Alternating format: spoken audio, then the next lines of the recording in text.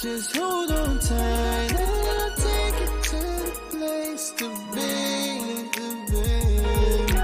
Do you know what today is? It's our hidden history. Our hidden history. Do you know what today is? It's our hidden history. History. Tell me, do you know? Time running this remains. All the things you can learn in short space, but the time's still running, don't let it waste. Yeah, you can learn with me, cause when I'm reading, oh, it's so amazing, so amazing. I flip the page, I see it written down again and again. I'm humble and I'm hawking it, I'm hawking it. That if you will today, Sunday, Monday, Tuesday, Wednesday, Thursday, Friday, follow me, yeah. Follow me, yeah. To the Sabbath, yeah. Sunday, Monday, Tuesday, Wednesday, Thursday, Friday, follow me, yeah. To the Sabbath day. Then we go and keep it holy, we make it to the next day. Do you know what today is? it's our hidden history.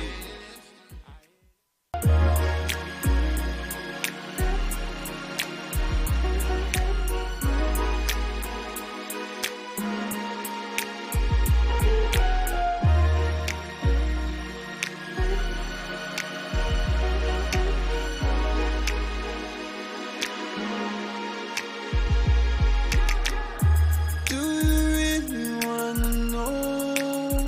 Well, I really wanna know, yeah.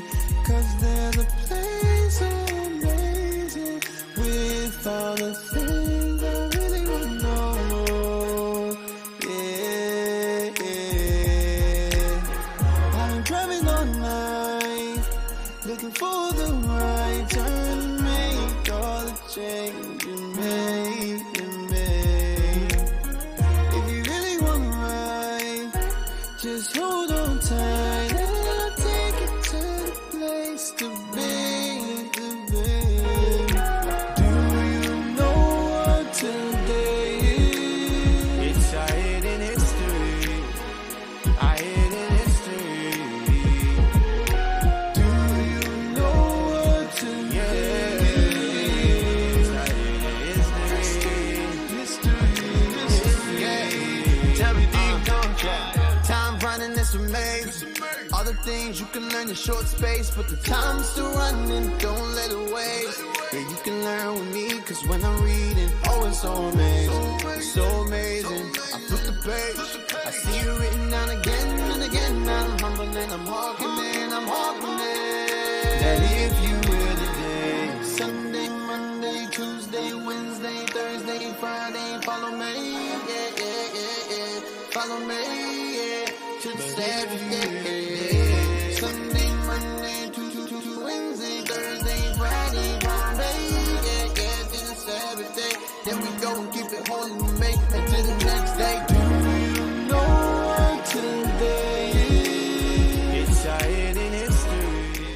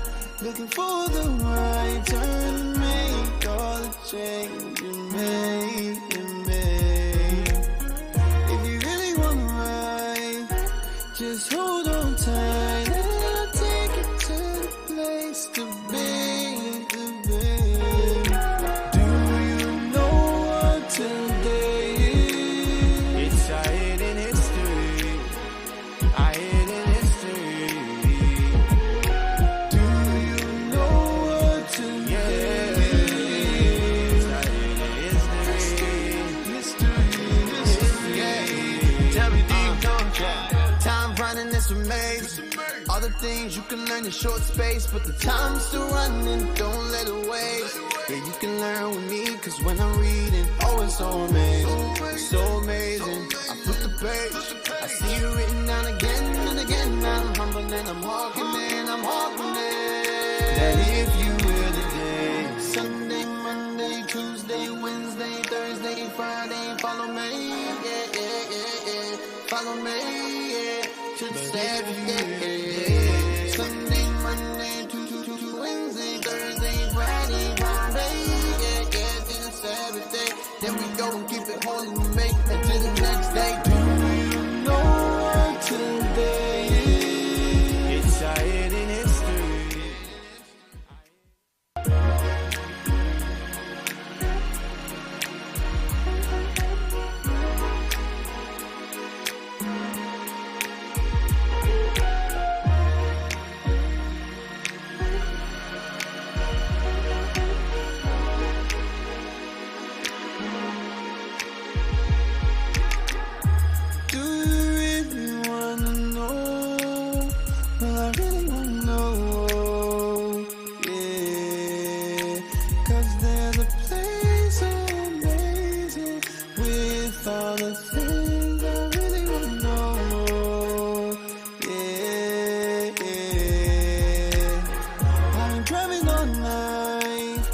Looking for the right turn to make all the change you make. If you really want to ride, just hold on tight and I'll take you to the place to be, Do you know what today is? It's our hidden history, our hidden history.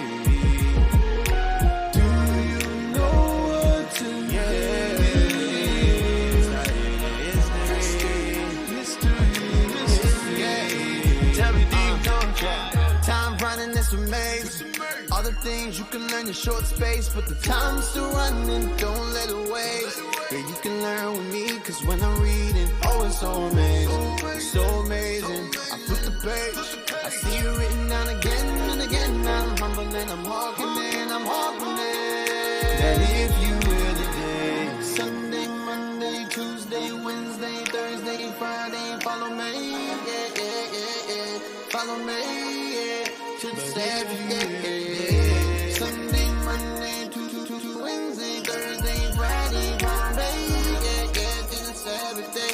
Then we go and keep it holy, we make it to the next day. Do you know what today is? It's our hidden history.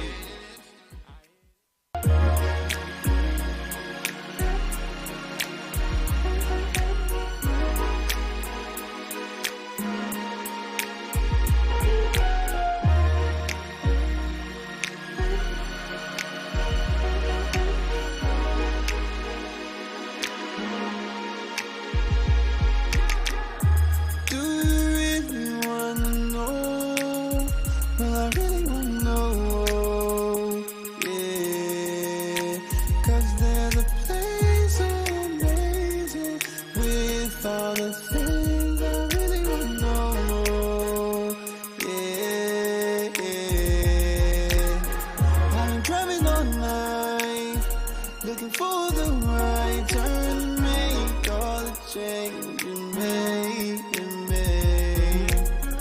If you really want to ride, just hold on tight and I'll take you to the place to be.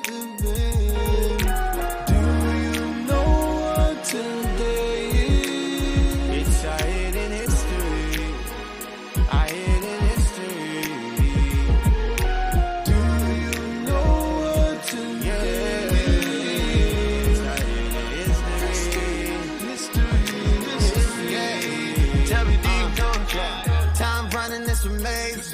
All the things you can learn in short space, but the time's still running, don't let it waste. Yeah, you can learn with me, cause when I'm reading, oh, it's so amazing, so amazing. I flip the page, I see it written down again and again. I'm humble and I'm walking it, that if you will today. Sunday, Monday, Tuesday, Wednesday, Thursday, Friday, follow me,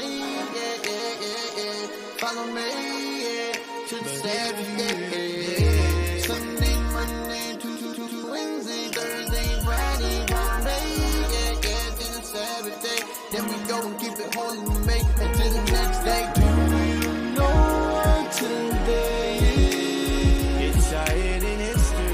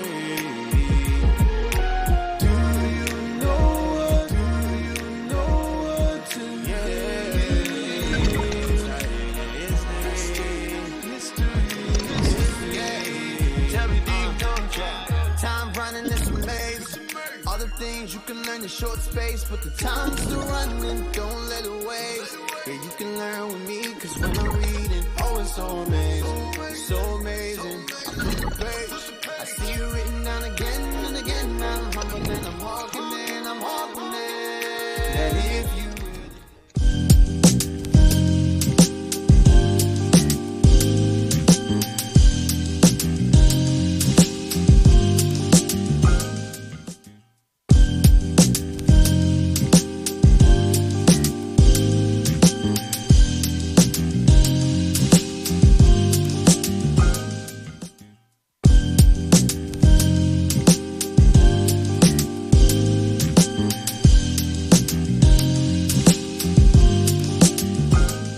Hey, shalom, Most High in Christ bless. We are back with another episode of our Hidden History radio show. You're now tuned into our Hidden History radio show. All praises. Hey, sorry for the late start. We were still finding stuff. And trying to add some stuff in. So, so we apologize for the late start. Now, hey, first I want to give a shout out to the bishop. Last night class. Fire. It's fire. That's right. Fire. So, hey, now y'all know we the only ones that's written in the book of life, man. There ain't no other nation.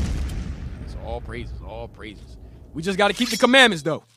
We got to keep the commandments and put the work in. All right.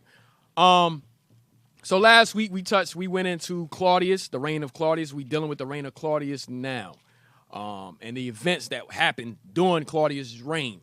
So we touched on the banishment when they exiled us from Rome because of a disturbance of us teaching and so forth, and a riot that happened. All right, and also we went into the one second. The famine. Yeah, the famine. We definitely touched on the famine. And what was going on.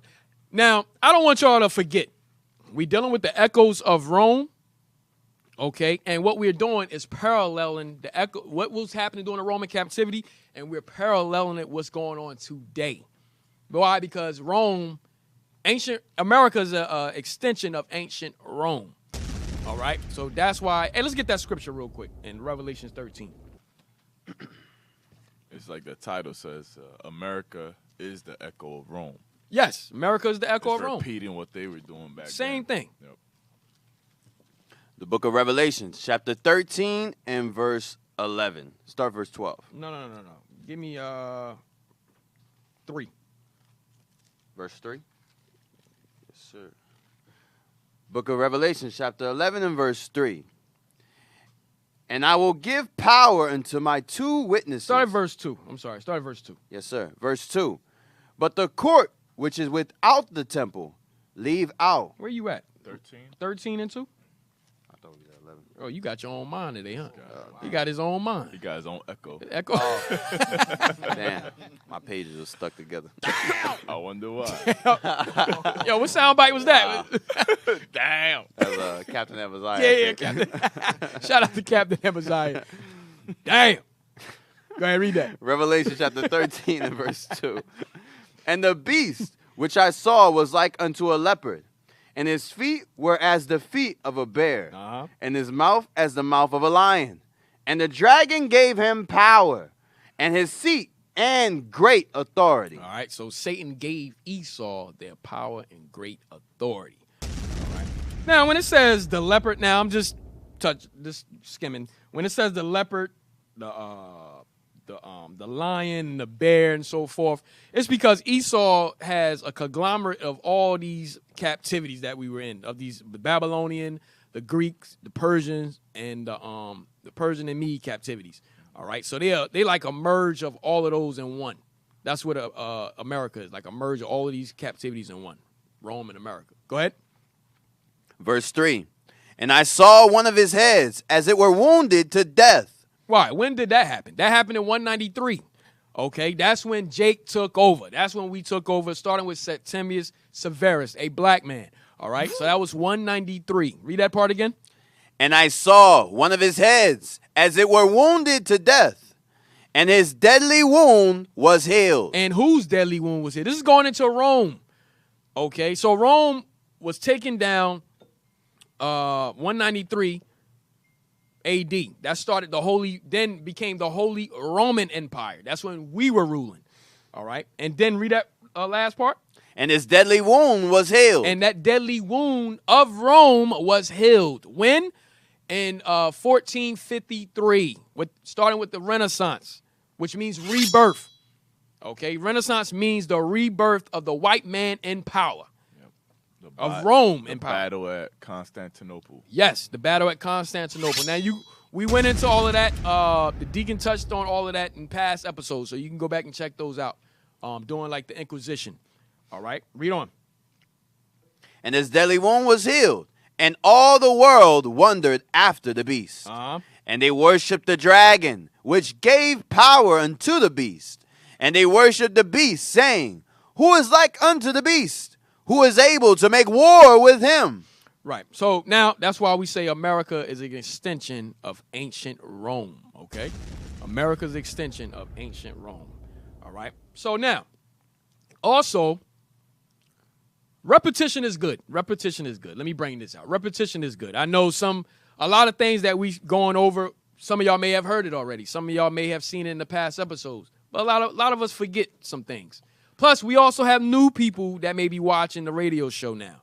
So a lot of times you may see me referencing something that we already went over it, but it's a recap. It's a review. Okay, we just rehashing it. But to go in depth, you can go and check out the past episodes that we already had. Like, for example, Africa is always going to be referenced in history. In our history, Africa will always be referenced. We're going to hit it today. Okay, it is what it is. Okay, our people was always fleeing to Africa. All right, during the persecutions. We went over that plenty of times. But it's repetition because we have new people on. All right. Now, today we're going to focus on the subsequent travels of the apostles. The subsequent travels of the apostles. All right. So during the reign of Claudius, the apostles were traveling. They were preaching the gospel. They were spreading this truth at the time that Claudius was emperor. Okay, so we're going to go into that today. All right. Now, how was we traveling back then? How was we traveling back then? Okay, what did we need a passport like today? How did we travel? Let's get that. Y'all know what I want? Y'all have the page? How did the apostles travel? How was everybody traveling? Did Rome require a passport like America do today? Let's see. Let's see. Yep, bring that up. Missions. That's not it. It's you got to go all the way up in the you know what I mean, Telegram in the group. All the way up. I'll tell you when to stop. 1 second. All the way up. Probably 2 weeks ago. All the way up. All the way up. Keep going. Keep going. Keep going. Keep going. Keep going. Yep. Keep going. I posted it. All right. You went too far. I think I know where it's at. Hold up. Go back down. You know where it's at? Yeah, in the group. All right. Go down. Go down. I'm about to put a little message on the. 1 second, Israel. Look at the bottom. You see a message I sent? It goes right to it. Yep. Bring that up. Watch this.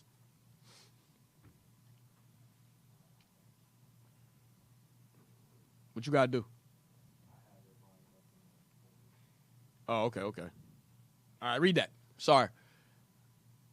The Roman diploma. Hold on. Read the top. Diplomatic. All right, go ahead. Diplomatic. The Roman diploma, so called because You can start. You can read the whole thing. Diplomatic, the science of diplomas, founded on the critical study of the diplomatic sources of history. Hey, hold on. Remember yesterday the bishop was bringing out how we are diplomatics? Yeah. We're diplomatics of Christ. We're ambassadors of Christ. All right, watch this.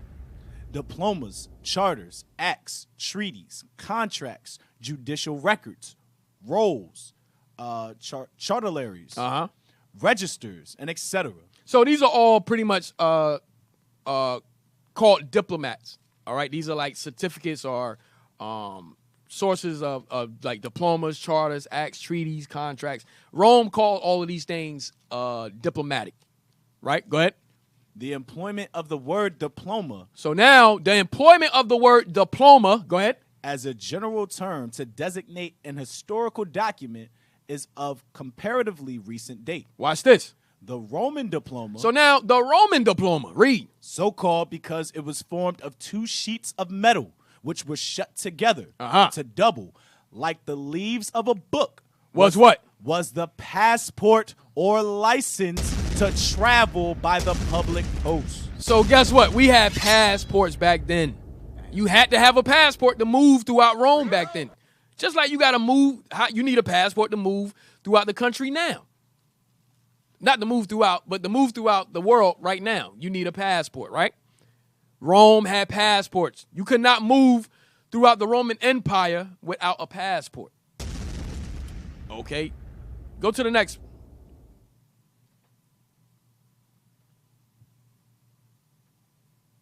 I don't want that one yet. Give me the other one. It's another one. Should be. Yep. Bring that up. You can read. You can start. Where you going? I told him he could start at the top. Where you going? Passports through the ages. So passports through the ages. Read. Passports can be traced back to the Holy Land, more than 4 centuries before the beginning of Christianity. About 450 BC, the king of Persia appointed the Babylonian Nehemiah the new governor over Palestine. Read. Nehemiah requested and was granted a letter of safe conduct to ensure his safety. So they saying when Nehemiah requested leave to go back to our country to Judah.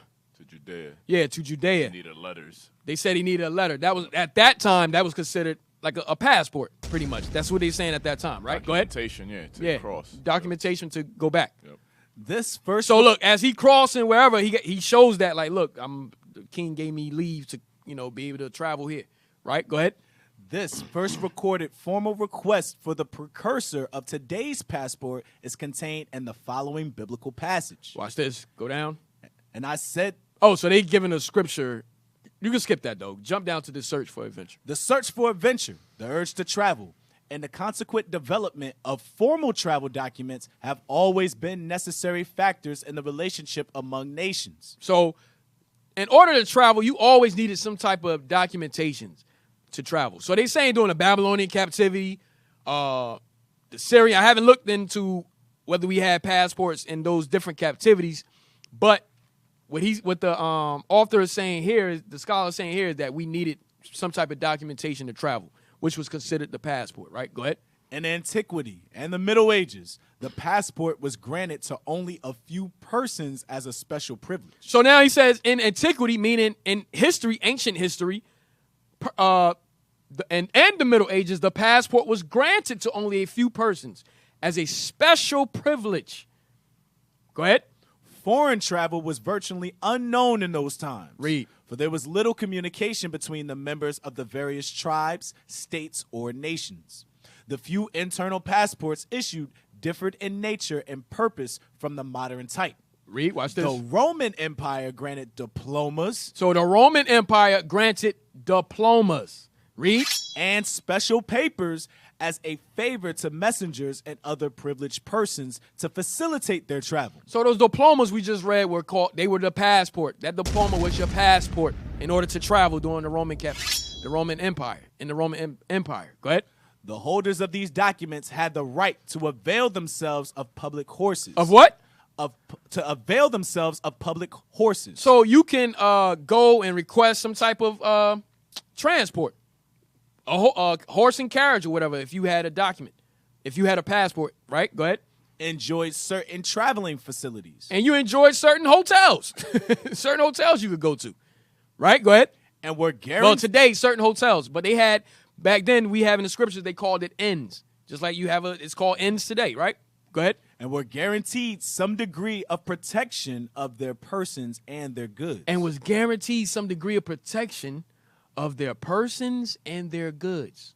Didn't Paul get protection? When He's jumping the gun. He's jumping the gun right now, but yes. Let's get that. And also, he got police escort. That goes in. That's why. Yep. Matter of fact, don't go there yet. Don't go there yet. Give me the other one. Give me the other one. Hey, officer, they do that now as well with if you're a pilot, for example, and you fly into another state, they'll give you a choice of car to drive around in, hotel fees paid for, right, and you get different, amenities. Amenities. Yeah, we're going to get that. We're going to get to the passports of today, how the passports of today correlate with the passports that they had in Roman time. Even today with those that are called diplomats, they get immunity from certain things. Yes. I mean, that's the extreme. That's yes. the extreme form. They get their own license plate. They get their own motorcade. Right. They're immune from any kind of crime and all this other stuff. They get special privileges. Special privileges, same thing. That's the high end of that stuff. Can y'all look that up on the side? Are you able to do that while and we read read this? this? On a different note, real life, when we went to Cuba, when they saw that we were all Americans, yeah, they were hesitant. They're like, you damn. can tell they're like, damn, yeah, we can't really mess with them like yeah, that. we gotta chill out. They held us for a couple hours and like, you know what, just chill out. Don't do it again. To show you the power of the passport, of America's passport, man. Yep. All right. Are y'all able to look up how today, the passports today, they not able to do that? Damn, we ain't got that type of team today. Huh? Say it on the mic, man. We need another monitor. We need another monitor, huh? Well, another monitor, like a person or we talking about an actual screen. Oh, we ain't on that level. Yeah, we Nazareth in Philippi. Oh, shoot. All right, brothers. Anyway, go back. We're not done. I'm so ashamed to say that. Yeah, right. Yeah. Hey, certain passports have more powers than others too. Yeah. Hey, I looked that up. Countries, yeah. Certain countries get more powerful. You don't powerful. need visas if you have this passport to go here, there. So, we gonna get that. We gonna get that. How the passports today have power. Mm-hmm. Hey, read this real quick. Just the highlighted part. Go down to the bottom. But other interpretations have been suggested. Viz. 5. Some take it to mean the Old Testament, the book or Bible, and they derive from which is equivalent in Greek to liber. Go up. Bark or book in Latin. And 6, others would render it the Roman toga, the badge of a Roman citizen. The badge of a Roman citizen. Watch this. And follow it up by taking the or parchments. Or parchments. Read. To mean the diploma. To mean what? The diploma. Of what? Of Paul's Roman citizenship. Paul had a passport. He had to prove it somehow. I'm a Roman citizen And that they'll do like, Well, yo, you- I bought this Right. with a price. How you get that, What yo? you think he showed? His passport. Hey, give me 2 Timothy 4:13. Hey, and find the scripture also where Paul needed he got a police escort. Find that. In Acts. That's in Acts. Yeah, when they tried to kill him. Yep. Fasten. 2 Timothy 4:13. The book of 2 Timothy, chapter 4 and verse 13. Let me get it. Hold on. Yes, sir.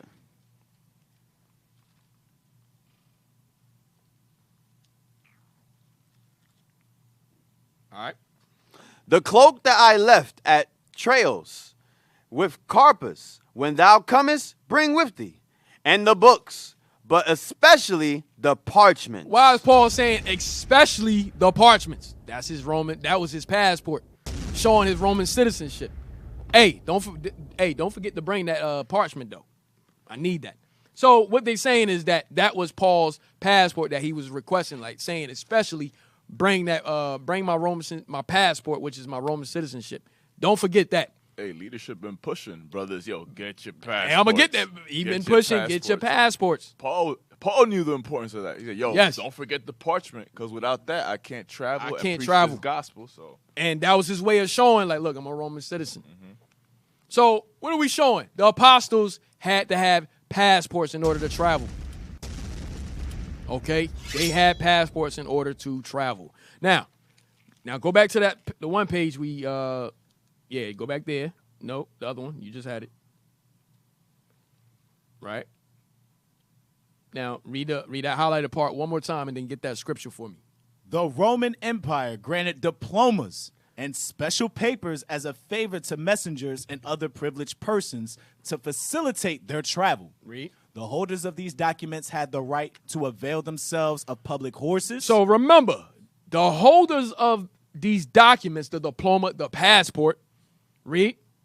Had the right to avail themselves of public horses. So they had the right to avail themselves of public horses. Okay, meaning whatever they had the right to avail themselves of any means they needed to travel. Go ahead. Enjoyed certain traveling facilities. And enjoy certain traveling facilities. They got the best traveling facilities, right? The best hotels, we would say today. Go ahead. And were guaranteed 5-star. Go ahead. And were guaranteed some degree of protection of their persons and their goods. That's the part I want. They were guaranteed some degree of protection of their goods and their persons, and their goods. Watch this. Read that. The book of Acts, chapter 23 and verse 16. And when Paul's sister's son heard of their lying in wait, he went and entered into the castle and told Paul. Then Paul called one of the centurions unto him and said, Bring this young man unto the chief captain, for he hath a certain thing to tell him. So he took him and brought him to the chief captain and said, Paul the prisoner called me unto him and prayed me to bring this young man unto thee, who have something to say unto thee. Read. Then the chief captain took him by the hand and went with him aside privately and asked him, What is it that thou hast to tell me? Where you see what is it? What is that thou hast to tell me? You just add another word. Pray for me. he did it a couple times. Go ahead. Come on, read it Yes, right. sir. What is that thou hast to tell me? And he said, The Jews have agreed to desire thee that thou wouldest bring down Paul tomorrow into the council, as though they would inquire somewhat of him more perfectly. But do not thou yield unto them, for there lie in wait for him of them more than 40 men, which have bound themselves with an oath. So these niggas, excuse my language, bound themselves with an oath to fast 40 days to kill Paul. Damn!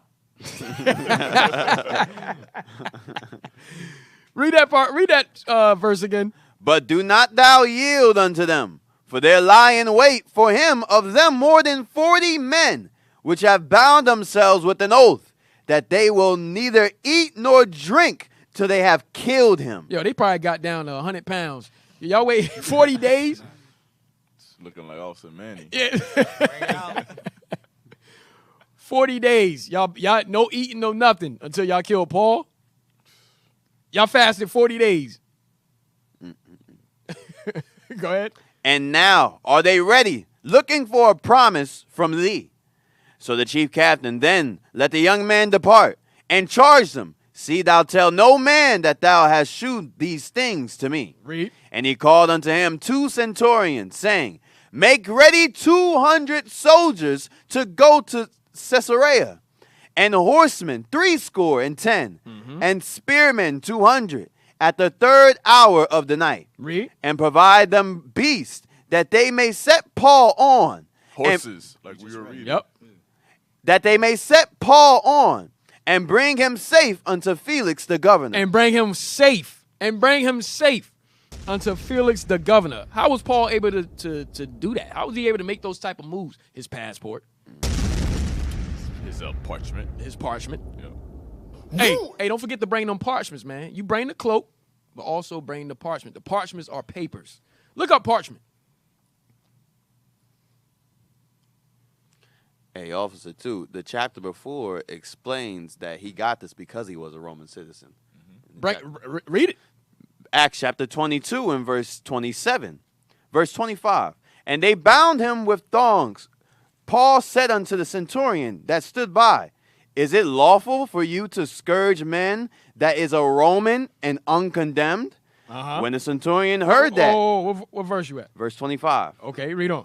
When the centurion heard that, he went and told the chief captain, saying, take heed what thou doest, for this man is a Roman. He's like, yo, So, how do you think that played out? Paul probably had his passport, like, huh? Like, yeah. yo. Is it lawful for you to scourge a man that's a Roman? So he probably looked at his passport like, oh, shoot. Yo, we got one. We got to be careful. Just like the officer was bringing out when they went to Cuba. Right. They had to take a step back, like, oh, snap. Yo, they came in with the paddy wagon with like 30 men with the what's it? The little batons baton and joint. And then as soon as they saw our passports, they're like, I sit down, and they're looking at, they're like, we can't what to do. We can't really mess with him like that. Right? So that's Paul was showing them his passport, man. All right? So he's showing them the passport. Go ahead. That's a little more if you Go want. ahead. Yeah, read that. Verse 26. When the centurion heard that, he went and told the chief captain, saying, take heed what thou doest, for this man is a Roman. Then the chief captain came and said unto him, tell me, art thou a Roman? He said, yea. And the chief captain answered, with a great sum obtained I this freedom. And Paul said, but I was freeborn. Then straightway they departed from him, which should have examined him.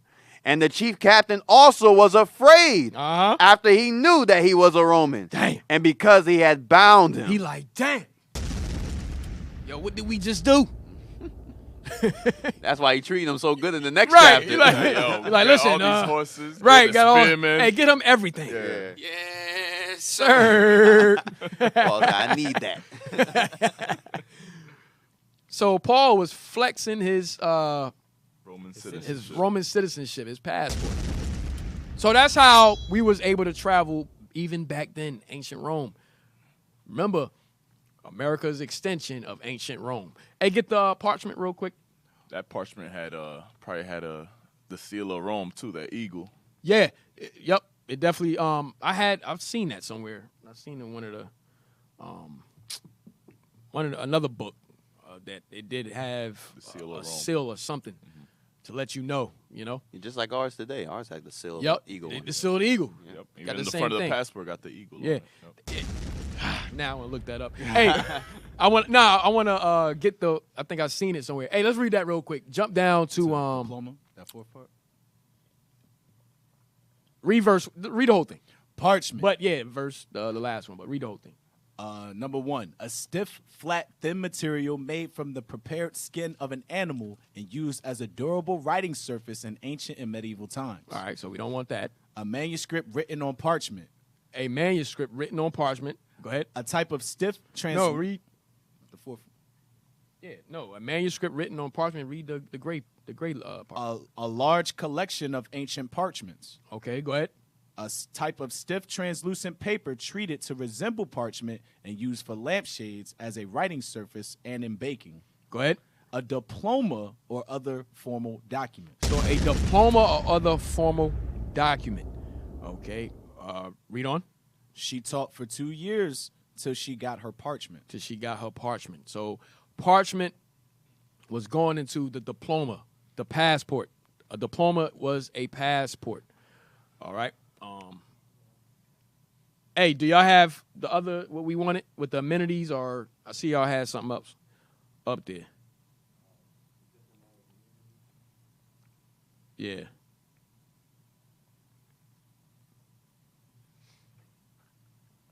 Look at it. I looked up the etymology of diploma. It says state paper, official document, a state letter of recommendation given to persons traveling to provinces. Yeah. Right. That's the etymology of diploma. Hey, I'm about to send y'all something else. 1 second. Is that the old Roman passport y'all looking up, or what's that? This looks like the modern passports. Yeah.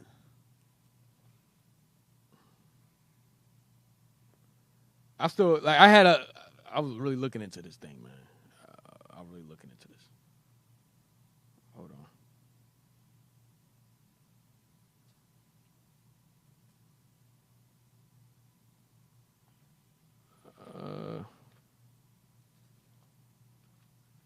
Yeah, it looks new right there. Hey, pull those pages I just posted. And then we're going to get the, which I had for today's passports.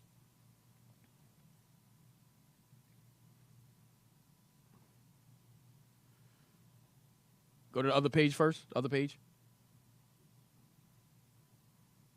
Right there. So it's 175, and then read that. Saying this is still going into the passport with Paul. This is another book. Go ahead. Take, for example, that notable glimpse of this easy familiarity and intimacy given us at the close of the epistle. So he's talking about 2 Timothy, what we just read, 2 Timothy 4:13. Go ahead.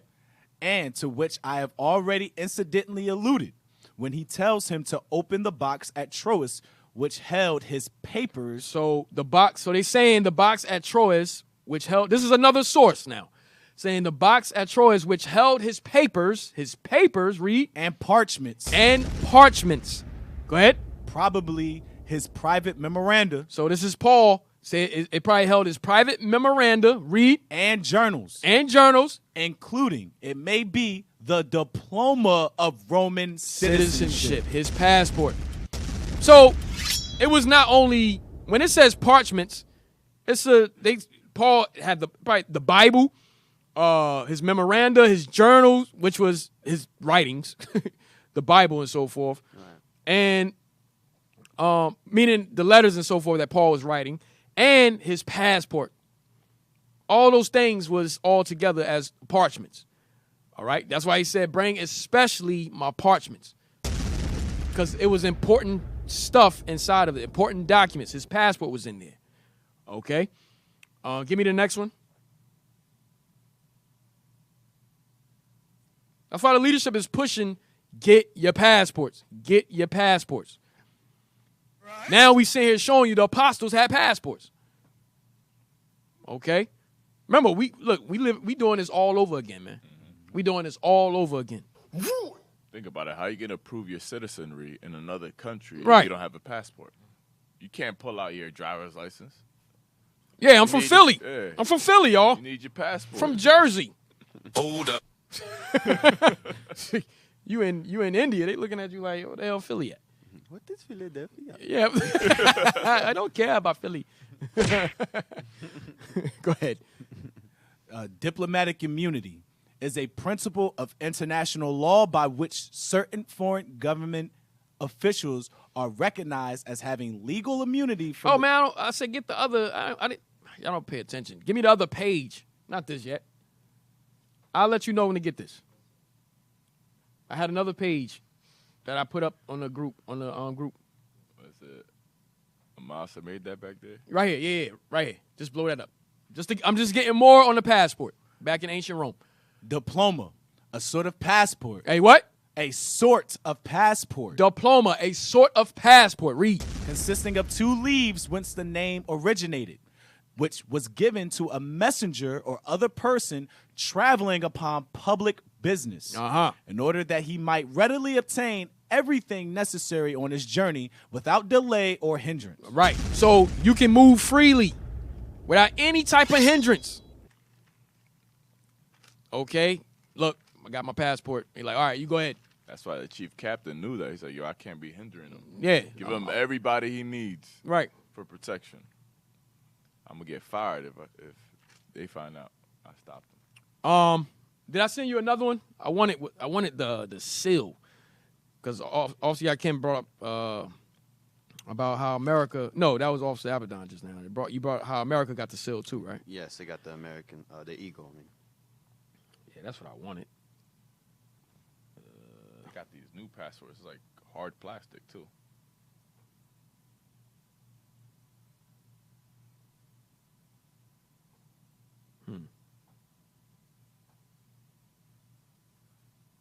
All right, whatever. Get the diplomatic immunity.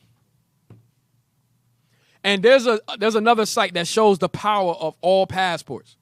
I want that too. That shows the power of every passport today. Diplomatic immunity is a principle of international law by which certain foreign government officials are recognized as having legal immunity from the jurisdiction of another country. It allows diplomats safe passage and freedom of travel in a host country and affords almost total protection from local lawsuits and prosecution. You see that? It's called diplomatic immunity. They had that in ancient Rome. You had diplomatic immunity with your passport back then. All right? You can travel to and fro without any type of hindrance. Okay? If you needed some type of protection, okay, that's what you got, diplomatic immunity. Back then, likewise today. All right. Is there more on that? Read on. Diplomatic immunity is one of the oldest and most widespread practices in international relations. Most civilizations since antiquity have granted some degree of special status to foreign envoys and messengers. You see that? So even back then, there was granted some type of special status to foreign envoys and messengers, meaning ambassadors. Okay, so ambassadors always get what? Diplomatic immunity. Go ahead. It is designed to facilitate relations between states by allowing their respective representatives to conduct their duties freely and safely, even during periods of political tension and armed conflict. Moreover, such protections are generally understood to be reciprocal and therefore mutually beneficial. Right. All right, so give me the power of the passport. You ain't got to put in nothing crazy. You could just say... I just want America. I don't want just said put in the power of America's passport. And then we could get the global passport later, but put in the power of America's passport. Let's see what comes up. If y'all got anything to bring out, you can bring it out now. You talking about us or them? You. Y'all, the panel, man. What they gonna bring out in the IT? I thought they trying to bring up a book or something. I got something. Hold on. I'm about to pull it up. Hey, also, just speaking on that, the power of how important the American passport. Hey, yo. Passport is. He ready for Passover, y'all. Yeah, all praises. praises. Yeah, all praises. Is that it The already? American Passover. Hey. Y'all bear with me, y'all. Was that what you wanted already, officer? Go ahead and say what you gonna say. Oh, no. Because I knew a person, Oh, God. when they first came in the truth. I knew a man above. Yeah. Talk about yourself. No. You don't know this person. Trust me. Anyway, he tried, to leave the country with a different passport. And because it wasn't an American passport, he got escorted out of that airport. Oh, I know this person. You sure? Yeah. Anyway, that's the end of the story. All praise. Yeah. Yeah. I know this person. No. You don't know. Yeah, I don't know, man. I know him. Hey, anyway. Yeah, pull it up. My man had a passport with a crayon. My man had notebook paper. We's married. Pull that up. Yeah, I know what you're talking about. Nah, man. All praise that brother repented, man. Oh, yeah? He in Philly? No. All right, we leave it alone. Hey, read that real quick, bro. How powerful is U.S. passport? U.S. passports are considered an all-powerful golden ticket by some, but according to recent data, it's actually the 8th most powerful passport internationally. So read that again. How powerful is... Hey, click on it. Click on that site. All right, come on. U.S. Load up. Hold on. Yep, there it is. Go ahead. U.S. passports are considered an all-powerful golden ticket by some, but according to recent data, it's actually the 8th most powerful passport internationally. So now, America's passport was the most powerful. Okay, but now it has dropped down to the 8th place? Yes, sir. It's dropped down to the 8th place, right? Go ahead. The Henley Passport Index compares the visa-free access of 199 different passports and 227 different travel destinations. So how they rate the power of the passport is by how many countries you're allowed to go in with your passport. All right, that's how they rate it. Right? Go ahead. Yeah. So it's not rated by what you're allowed to do and stuff like that. It is rated by how many countries each passport allows you to go in. Go ahead. The index is updated quarterly and is considered the most robust and deeply researched database of its kind. Look at the last sentence in the second paragraph. The second to last sentence. The U.S. passport. Oh, let's read on. We get there. Okay. Let's read the whole thing. With data supplied by the International Air Transport Authority. The most recent update revealed that the power of the U.S. passport has dropped 2 spots from the 6th position down to 8th. So, hey, letting you know America's on decline. Yep. That's what it's letting you know. Yep. America is on the decline, man. Age of decadence. Age of decadence. That's right. You know why? Because keep reading, like obviously Ken just brought out. The ranking is determined by the number of countries or territories where no visa is required for passport holders from each country or territory. Read that again. This is how they rank the passport, the power of the passport. Read it again. The ranking is determined by the number of countries or territories where no visa is required for passport holders from each country or territory. So it's like I said, it says the ranking is determined by the number of countries or territories where you don't need a visa. Okay, where no visa is required. Go ahead. The U.S. passport was ranked number 1. It was what? Ranked number 1. So the U.S. passport was the most powerful passport when? For many years since 2006. You see that? It was ranked number 1 before. It was always the most powerful It passport. says many years, so it's probably just recently. that It's it started recent. dropping. Yeah, this is recent now. And it's just number 8 out of 200-something countries. Yes. Number 8. That's It's still high. powerful. Yeah, That's it's still good. powerful. That's still good for the U.S. passport. But to show you, America is in decline. It's in the age of decadence. It was the number 1 passport, just like in ancient Rome. Right? Go ahead. The first year of the index, but has been steadily decreasing since. You see that? It's still, I say by next year, life lasts, it will drop down to probably, 10th? It's going to keep going down. These other countries are stepping their game up. They're getting mad at the U.S. Yes. for what they're doing. So you're like, you know what? They cutting I ain't gonna ties. give you Like, all right, access, we yo. don't give y'all access Right. to our country no more. Well, that's the number of countries. Yes, so we're gonna read that. Go, read on. Here is the most up-to-date ranking and score. Watch this. Singapore, 192. How the hell Singapore is in Southeast Asia. Southeast Asia, but they're ranked number 1 passport? Read. Germany, Italy, and Spain, 190. So the 192 is letting you know how many countries you could go into 100. You can access 192 countries with the Singapore passport now. Go ahead. Number 3, Austria, Finland, France, Japan, Luxembourg, South Korea, and Sweden, 189. Now, hey, read on.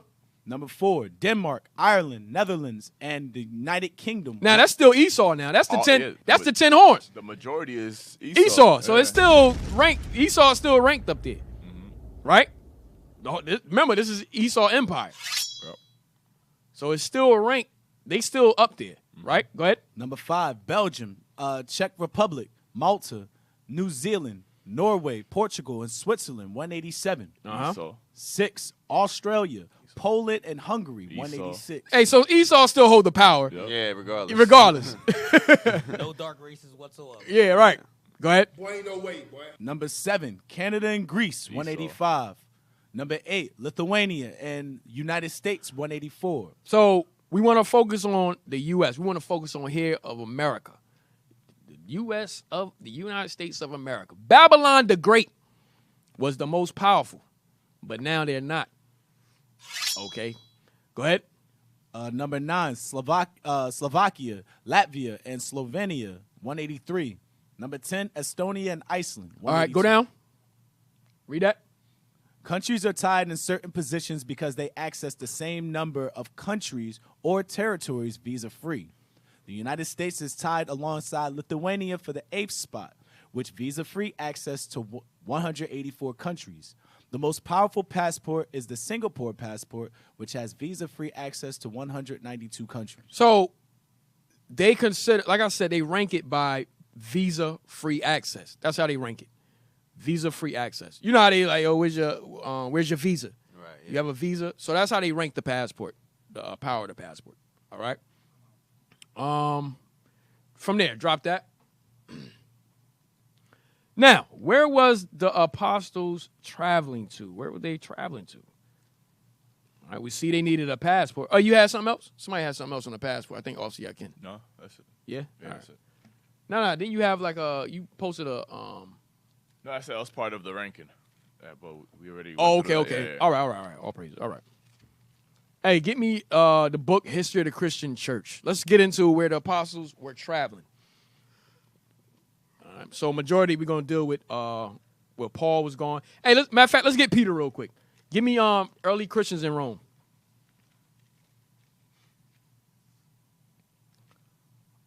Early Christians in Rome. So all the apostles was traveling. Remember, Peter went to Antioch. He went to Antioch. And here in this book, they're saying Peter was the first to establish the church in Rome. He was the first to establish the church in Rome, in Italy. All right, so watch this. Clement of Alexandria, circa AD 193 to 217. This page 10? Yes, sir. Yep. All right, read that. Hepatoposis, quoted. Who? Hepatoposis? How you say that? Hypotoposis? I don't know, bro. You asking me? Hypothesis? Yeah, hypothesis.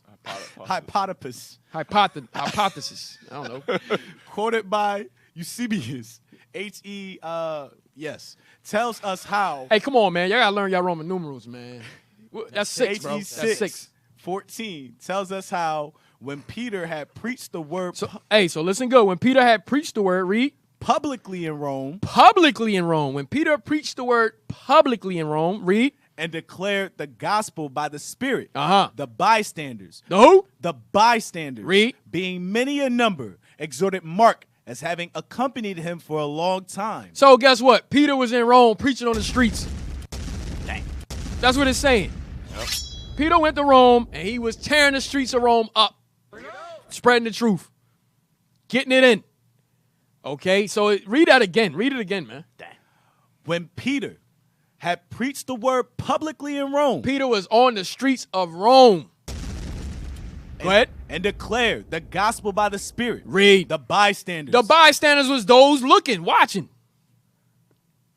Go ahead. Being many in number. So he had many people watching. Go ahead. Exhorted Mark as having accompanied him for a long time. So Mark, okay, like that wrote the gospel in the book of Mark, that's Mark, accompanied Peter. Okay, go ahead. And remembering what he had said, to write out his statements, and having thus composed his gospel. You see that? Go ahead. To communicate it to them. And that when Peter learnt this, he used no pressure either to prevent him or to urge him forward. So Mark was Peter's scribe. I think Mark was one of the 70. When you really look into the history, he's one of the 70. Huh? Under the 12. Under the 12. So that was his scribe. Yeah, like Luke as well. Yeah, like Luke, you know what I'm saying? Same thing. Like today, how you got the brothers, the captains, and so forth. Bishops, Some deacons, officers travel, captains, with the leadership. Yeah. That's what was happening. Same thing. All right. From there, go to, I think I want to see, Yeah, blow they it back each up. had their own person they would travel with. Right. Yep. Right. Like Jeremiah and Baruch. Yep. Same thing. Jeremiah and Baruch. Yep. Let me see if I want anything out there. Nah, okay, that's it. That's it. All right. So Peter, go back to History of the Jews, Great Zeal. Remember I brought out how we the apostles addressed crowds in the diaspora? You know what I want? Great Zeal, not history, not greats, Great Zeal. Great Zeal, yeah.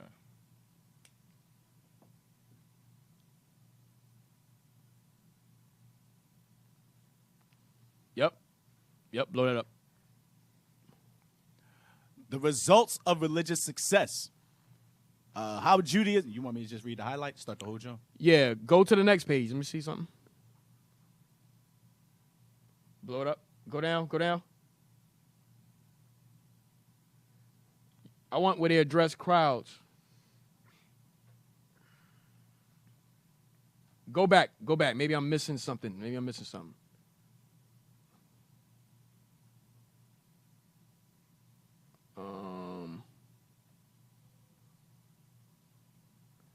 Go up. All right, go to the next page. It's on one of these pages, bro. We brought it out.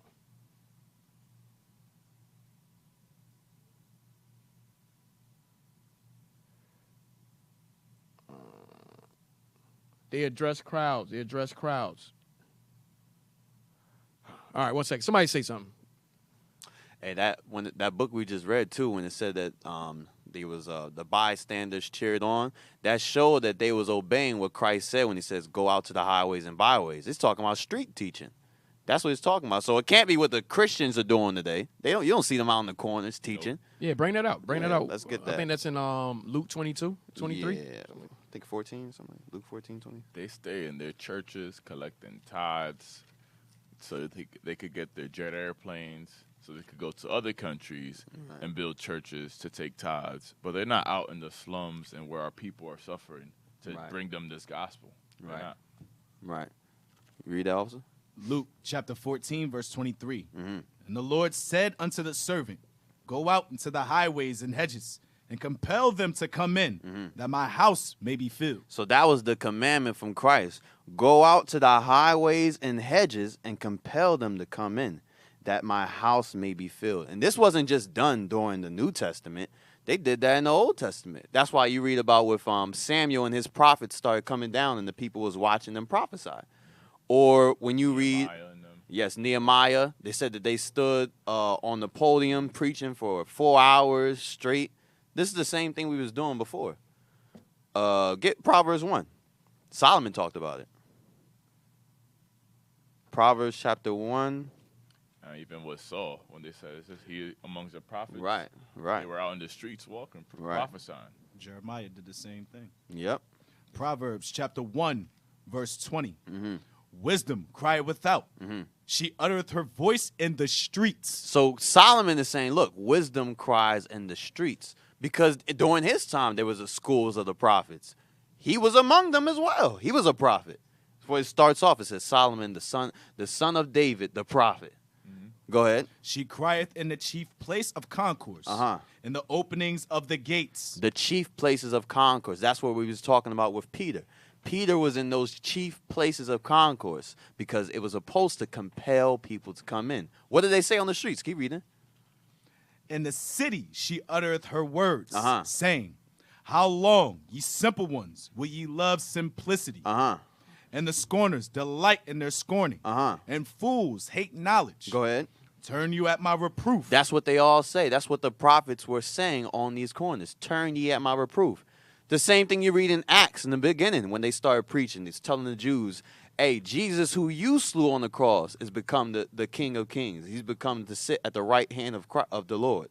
So he's telling them, reproving them according to the scriptures. We've always done the same thing over and over and over again. You have something you want to bring off? No, you're good. Okay. Get Nehemiah 8, just like what the officer Yakin was talking about. Nehemiah 8. You can actually see the camp setup that we do today. You can see that in the scripture. We doing nothing new.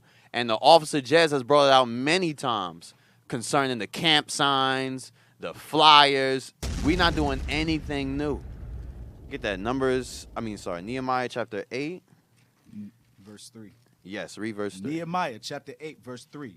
And he read therein before the street that was before the water gate from the morning until midday. So that's the same thing we do. We out there early in the morning. Like it says in Ezekiel, he's sending his prophets up, rising up early. Jeremiah 44:4. Yes. Go ahead. Before the men and the women and those that could understand. And the ears of all the people were attentive unto the book of the law. That's where you see those crowds gathering. Everybody's listening to the word. Damn, we never heard the word like this before. Right. Yep. All right. Hey, we're gonna take a quick break.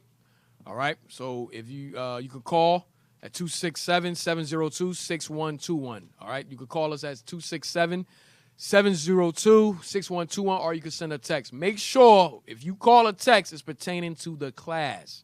All right. Don't ask no deep stuff. All right. We're gonna just hang up on you. Right. Hey, we got to get that sound bite, the toilet joint flushing. We got that? Yeah, we had that, right? We had that for a minute. All right. Hey, so we'll be back. We're going to take a quick break. All right. Shalom. Shalom. Shalom.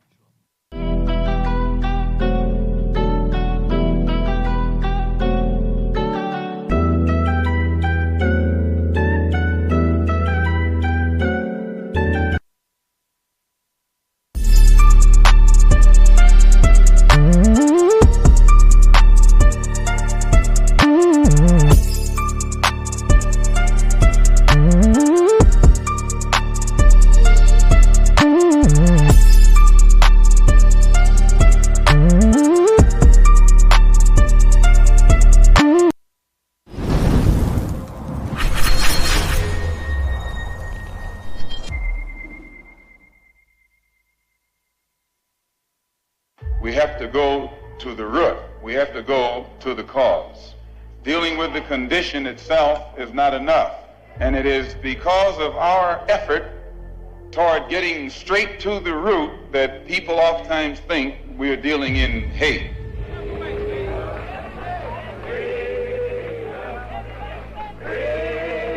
Brothers and sisters, for generations we've been a people living under the weight of oppression. From the days of Marcus Garvey's call for unity, to Martin Luther King's dream of freedom and equality, to Fred Hampton's unyielding fight for justice. We've been relentlessly pushed down, but we have never been broken. In these trying times, God has sent us a torchbearer to guide our path. Today I introduce to you a beacon of hope. Bishop Nathaniel. With unwavering faith in Christ, he is here to lead the nation of Israel back to our rightful place by teaching us the sacred laws that have been our birthright and our salvation. Christ was the truest of all revolutionaries, and each one of us have to pattern ourselves in his image. Under his guidance, we will walk a path illuminated by the word of God, not the false promises of man. In his hands, the legacy of our past fuels a righteous and spiritual future. A future where we stand tall as children of God, as true Israelites, as free and dignified people at last. What is a revolutionary? Well, there's two words found in the word revolutionary. Revolve, as in change. We're changing the minds of our people. We're revolting against all the lies this system has taught against us. The Bible prophesies about 144,000 true revolutionaries. And finally, my brother, be strong in the Lord. His word. His word. His word. His word. His word.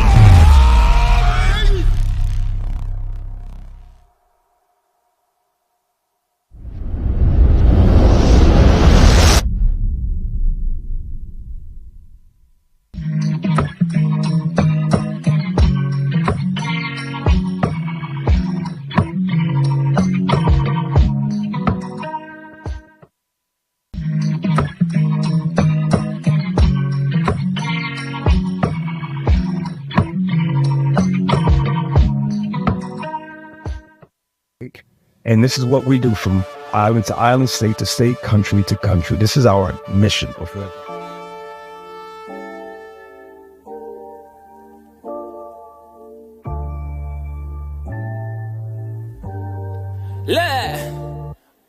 Fly through the air as I head to fulfill my purpose. To shake the whole earth with a boom when I hit the surface. They trembling nervous. They know I'm coming for certain. To murder all these niggas, devour all of these serpents. I patiently waited to turn up with fervent heat now that I'm activated. I'ma blow cause it's World War III. I hear you weeping, you're mourning, you're next to the T. Hiroshima and Nagasaki ain't got nothing on me. I was raised by chemists, I was made for the judgment. Don't be testing my limits, don't be pushing my buttons. In the Bible they call me flame and rebuke. And you know that that's the truth, but my homies call me nuke. I was sent here to destroy pleasures of sin. In the day of darkness, even darker than when the day began. Annihilation, no time for a back. I mean, what I just witnessed, it was pretty powerful. Black man, like that discipline. When you form like I just seen, it sends a strong message. Because I know it's hard for us to even visualize this. We have never seen a movie, a comic where we've done great things. We got to visualize it. We got to show it. Because it's written in the Bible. Isaiah 40:31. Watch this. But they that wait upon the Lord. And here is the patience and faith of the saints. They that wait upon the Lord shall renew their strength. Shall renew their strength. They shall mount up with wings as eagles. And shall mount up. What you think that means? Have you ever seen a man fly?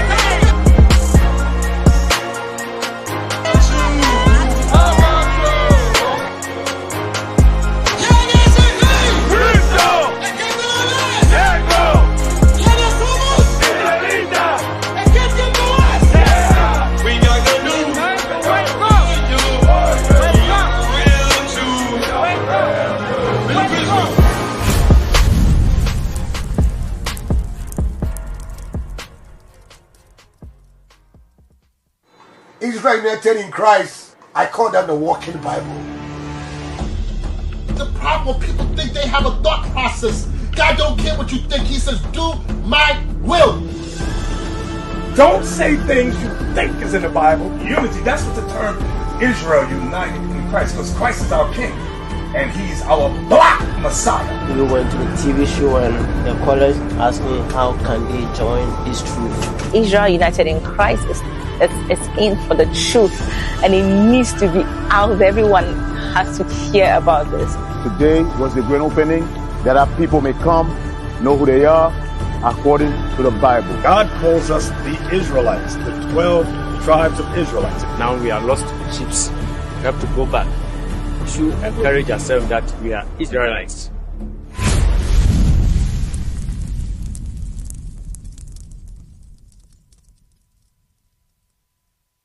And it shall come to pass in that day that the Lord shall set his hand again, the second time, to recover the remnant of his people. It's you who don't know. It's you Afro-Syrians who don't know your history. And going to the other side of India, you see the Dalits as well as the Siddhis. Same thing on the Eastern Hemisphere. Mass incarceration, police brutality, lynchings, convict leasings. You brothers and sisters in South Sudan, your heritage goes far deeper than where you live. You are the children of God. Ein Herz, das arge Ränke. Was sind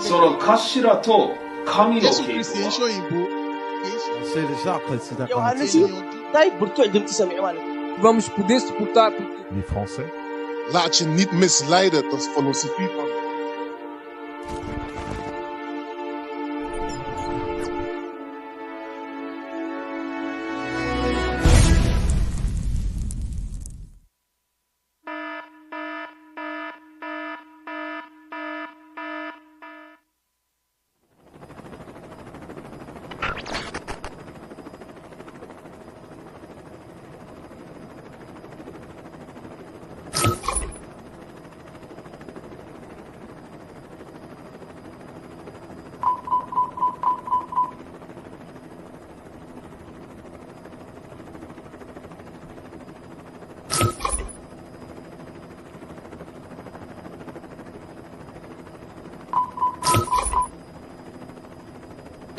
Shalom, Israel, Most High in Christ bless. Deacon Isaac here. We are in India, live in India. Sole purpose for coming out here is to gather the elect of our brothers and sisters scattered in the diaspora, also known as the seedy people.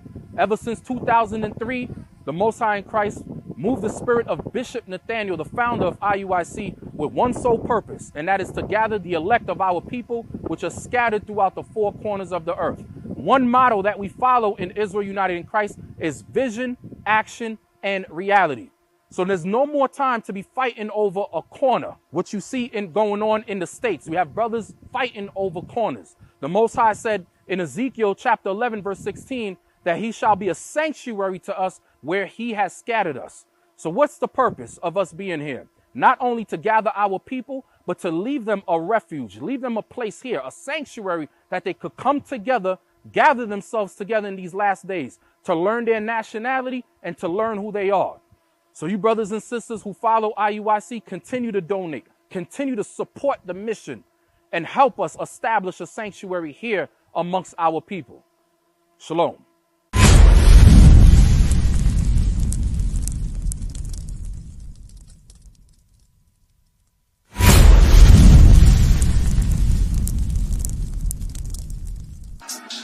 Hey, yeah, hey, dream team be rowdy. What? My team do a blitz every county. Look. My God put a price on your past the head, and I'm pulling up for the bounty. What? On the block with the water they drop. Shalom Israel, Most High in Christ blessed.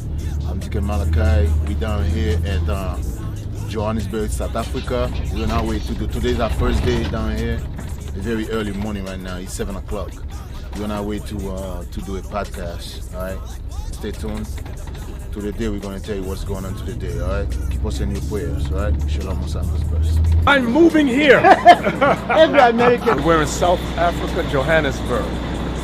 We're going to do a lot of good things. Who came to South Africa preaching another Jesus? No church on earth teaches the truth of the Bible. They all...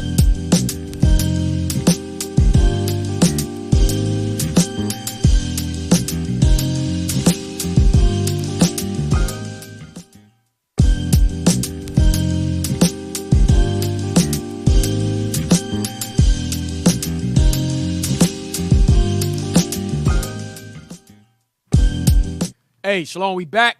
We back from break. Back from break. All praises. All right. Hey, so get that page for me. Because we just finished off Sabadan was going in a couple of scriptures of how Christ commanded us to teach in the streets. All right, to teach in the highways and the byways, which is the streets. That's what we do. Remember, a couple of shows back, I brought out how the prophets were, we had camps, man. We had camps. We taught in the streets. We had signs and so forth. All right, we living this all over again. We living this life all over again. It says in Isaiah that our sons shall lie at the head of the streets. Right. That's where they're gonna be at. That's where we gotta go. That's heavy. Yeah, that's where we gotta go. Where our sons is fainted at. Yeah, he called them men, so we gotta go to where they at to wake them up. All right.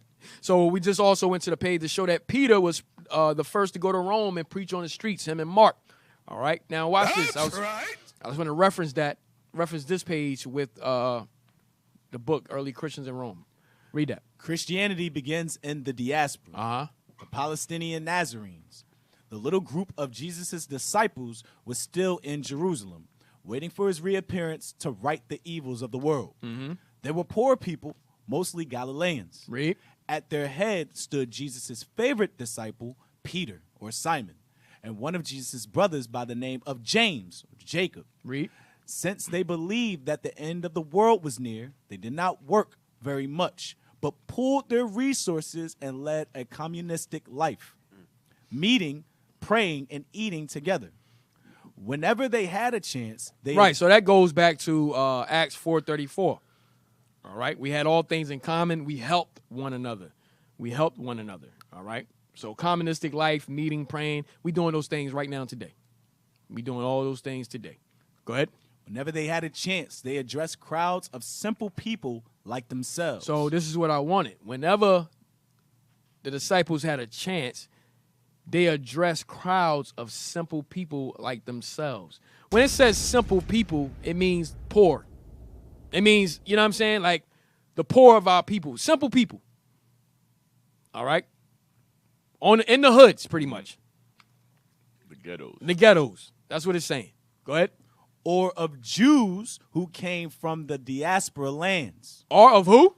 Jews who came from the diaspora lands. Or of Jews who came from the diaspora lands. And we're about to get into that right now, all right?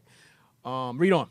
With the latter, especially, they had a fair measure of success, so that in the course of a few years... So hold on. They had more success in the diaspora than they had with their own people back home. That's today, too. Today, too, right? We dealing with niggas on the streets here in Philly. Yep. And New York, Atlanta, elsewhere. But in the diaspora, they had more success. Why? Because our people are more thirsty out in the diaspora than they are here in America. They're not in the bubble of America. They're more aware of the oppression. Right. It's more in their face. Like, hey, when in Northern Kingdom, when y'all go to the different countries in Central South America, you see the crowds that come around. Flooded. Flooding. In Haiti, you see the crowds that come around. Ghana, all these areas that we go, there's crowds of people, man. But here in America... those are the black Hebrews. Yeah, like, they walk by. They're so just used walk to by, and they're us. so used to us. They're not oppressed. Yep. They're not a slave. That's right. That's why Solomon said in his wisdom, he said that the truth to a man of a strange country is like cold drink. Yeah. He understood that. He's like, yo, when you tell people the truth in a different country that's not used to you, they're going to accept it better than anybody. Hey, Christ said the same thing. Get that real quick. Christ said the same thing, man. What's that?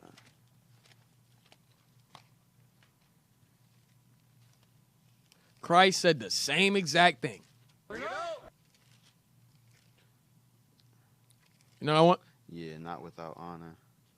Just put without honor in your joint. Yeah. Matthew 13. Get that? Matthew chapter 13 and verse 57. And they were offended in him, but Jesus said... jump up, so we know who... Verse 55. Hold on, let me see. His own family. Yo. Yep. No, dang. I'm sorry, go ahead. Matthew chapter 13, verse 55.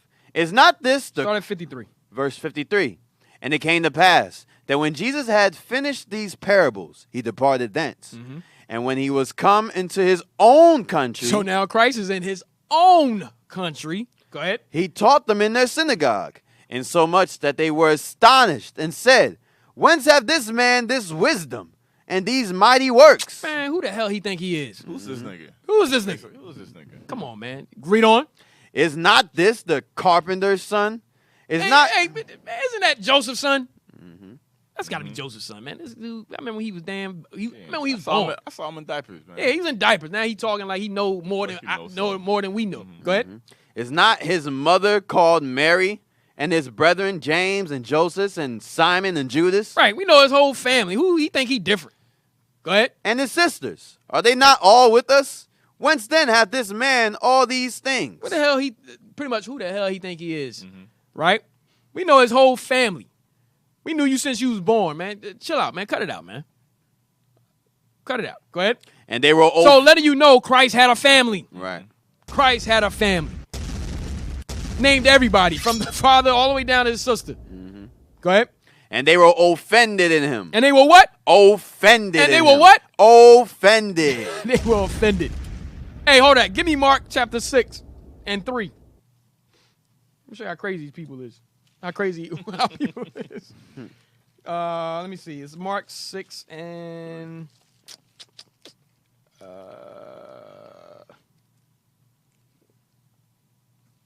verse 3. Right? Saying the same thing.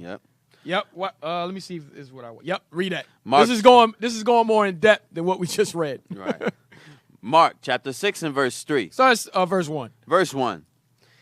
And he went out from thence and came into his own country. And his disciples followed him. Read. And when the Sabbath day was come, he began to teach in the synagogue.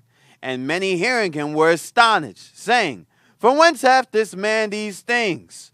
And what wisdom is this which is given unto him? That even such mighty... How this nigga get all this wisdom? Read. That even such mighty works are wrought by his hands. Is not this the carpenter? the son of Mary, the brother of James and Joseph and of Judah and Simon. Hey, hold it. Hey, believe it or not, we go through the same thing once we come to this truth, man. Yep. Now we, for example, me, like when I first came into the truth, first found I was Israelite. Yes, I was in the Christian church. So my uncle was like the pastor. Now I'm challenging him. I'm like, yo, we ain't got to get baptized. Yo, we ain't got to do this. We ain't got to do that. You know? So now they looking at me like, who the hell you think you? Where you learn that what? from? Yeah, where you learn this from? Who you think you is, man? Boy, Right. go out back and cut the grass. Who you think you talking to right now? So what Christ is going through, we all go through that with our family. Okay, go ahead. Verse 3. Is not this the carpenter, the son of Mary, the brother of James and Joseph, and of Judah and Simon? And are not his sisters here with us? And they were offended at him. And Jesus said unto them. So they were offended. Go ahead. And Jesus said unto them. They wasn't even happy they was getting healed. Right. Go ahead. And Jesus said unto them, a prophet is not without honor, but in his own country. You see that? So a prophet is not without honor, but only his own country. Just like we was explaining about us going to the diaspora. You're going to get more honor in the diaspora than you will in your own country. Right? Go ahead. And among his own kin and his own house. So he brought Christ and said, a prophet is not without honor his own country, his own family, and his own house. Damn. Even down to your wife. Damn. Yeah, that's facts. Even down to your wife, man.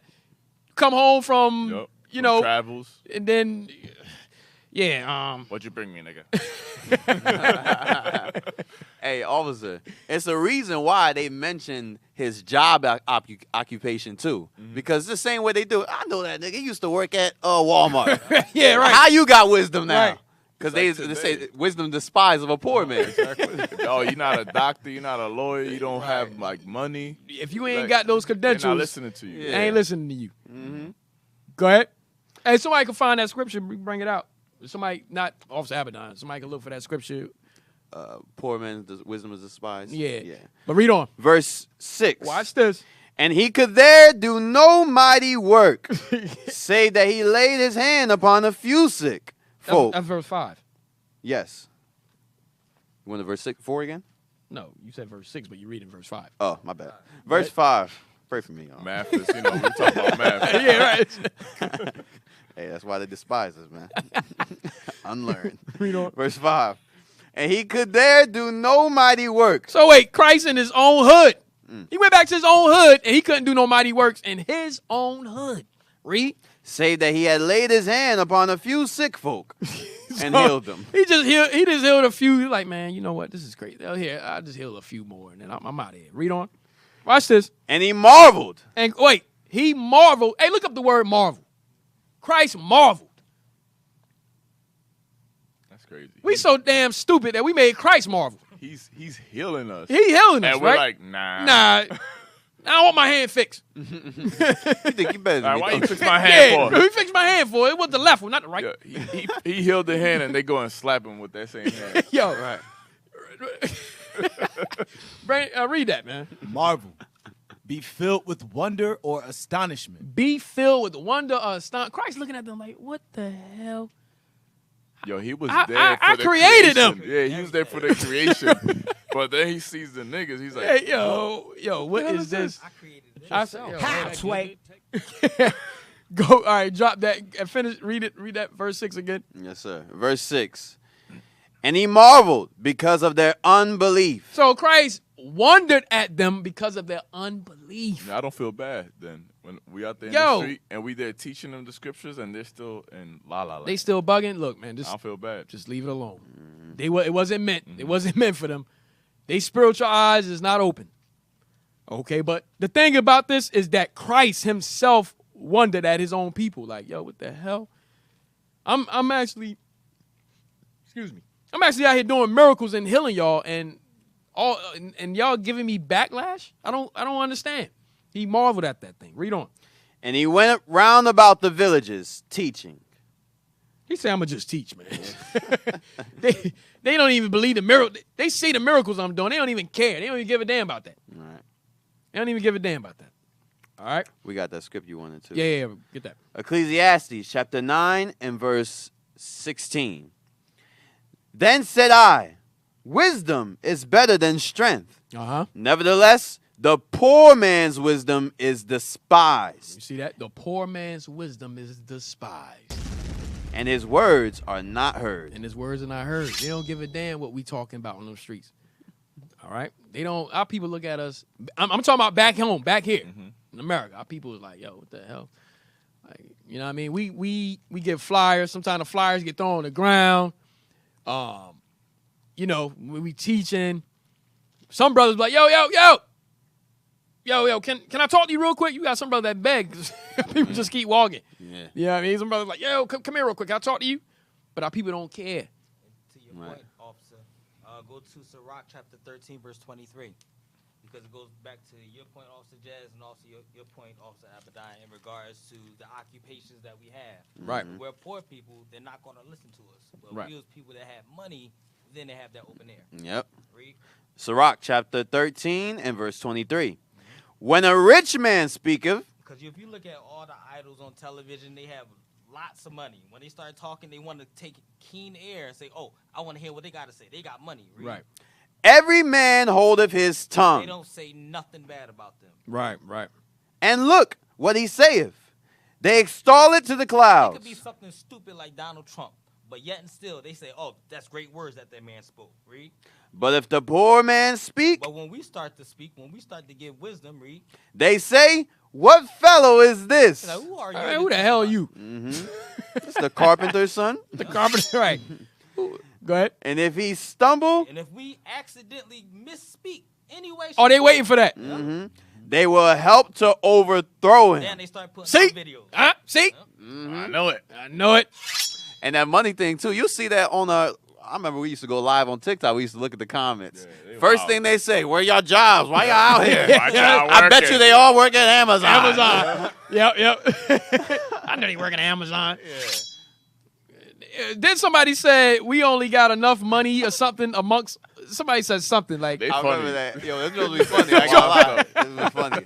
I forgot what they said. I bet they only got enough money between something. They said crazy. Yeah, they said they got like $20 in between all of them. It was like 20 of us out there. Bruh, as soon as we start teaching. But that's exactly what they did to Christ. Like I said, you're not above your master. Right.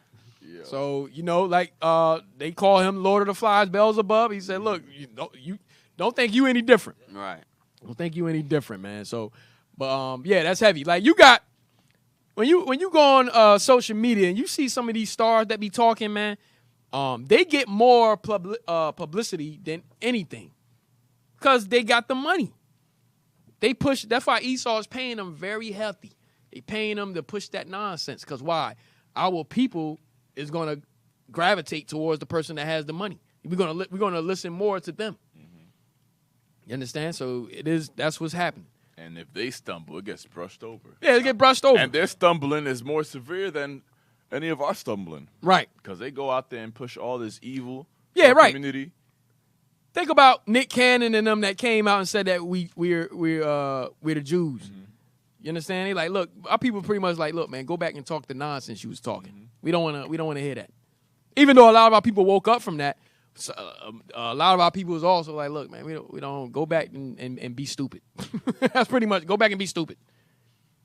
All right. So from there, let's give me history of the Christian church. History of the Christian church. Let's get into the travels. Where was the apostles going? Who was there? Hey, turn up Officer Manny's mic. It's saying that they're saying that he's low. He wasn't really speaking into it. Oh, okay. Yeah, man, speak up. Yes, sir. Turn the mic down a bit. Yeah. Speak into it.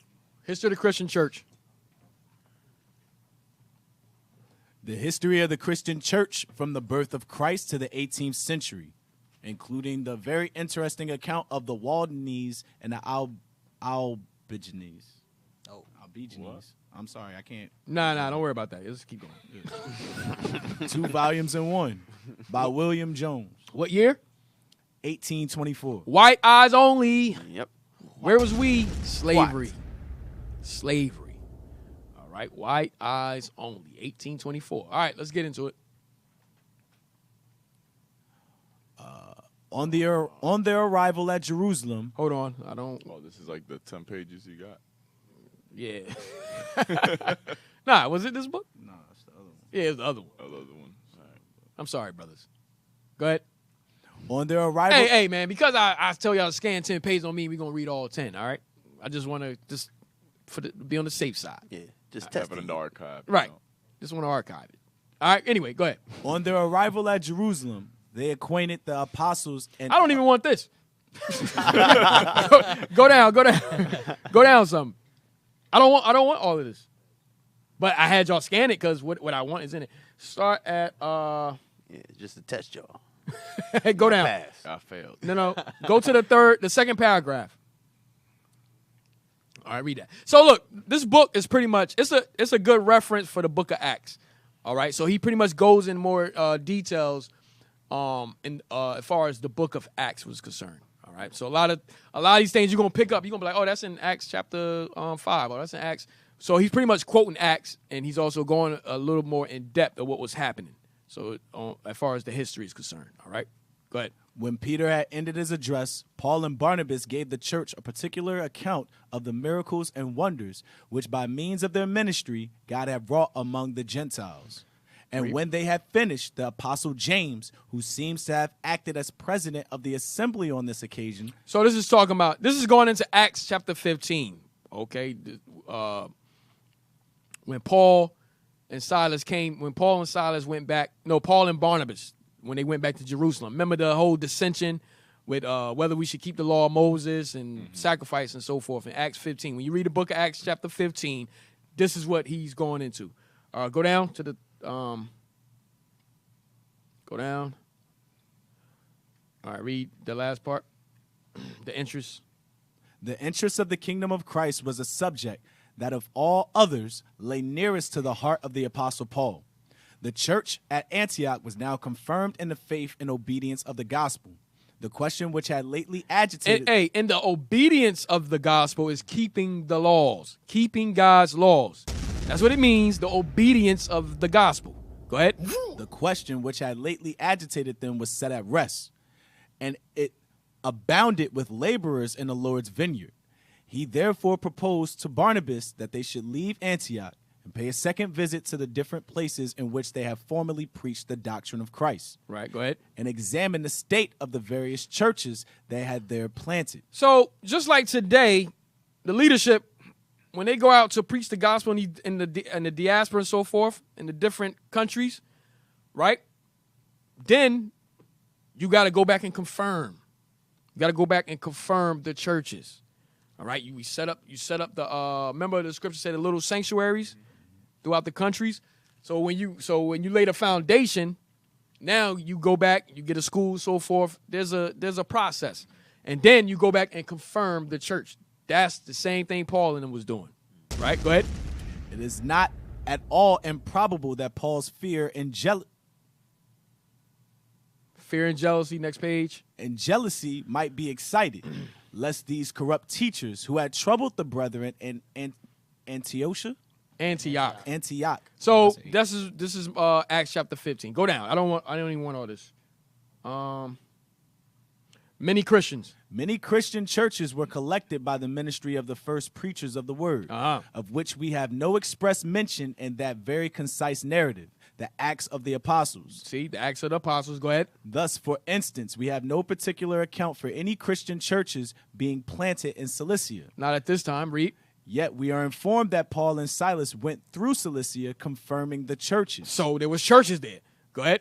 Which, of course, must have been previously gathered and set in order. Read. And when we consider that this was Paul's native country, and that previous to his being first brought to Antioch by Barnabas, he had spent some years in it, we may reasonably infer that his ministry had been owned by his divine master. Go down. Go down. All right, next page.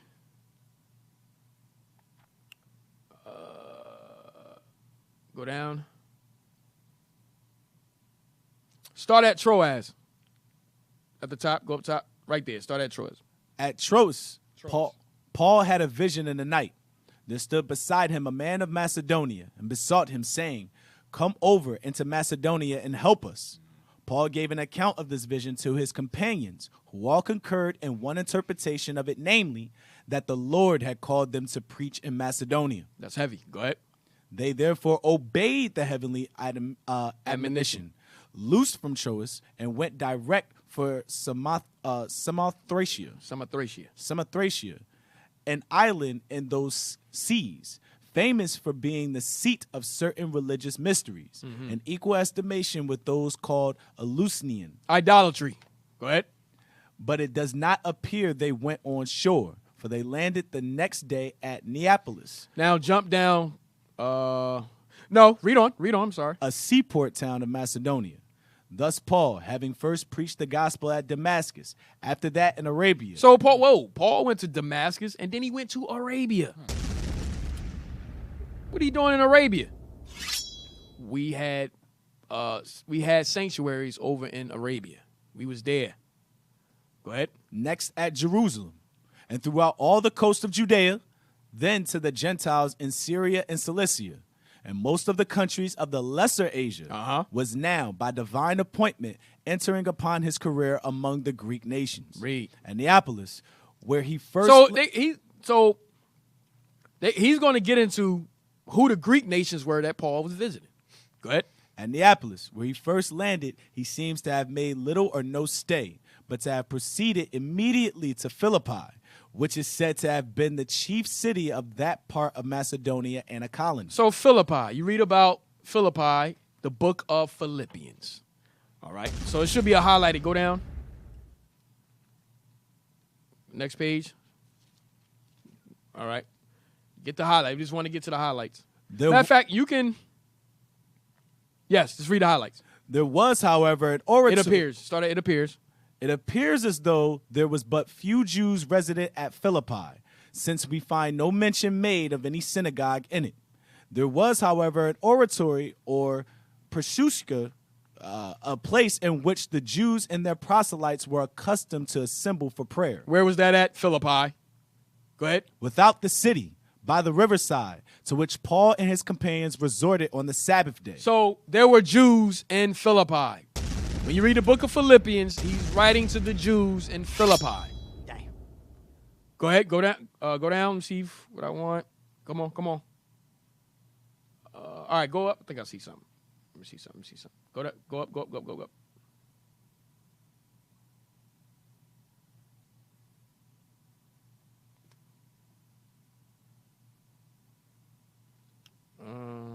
Read on.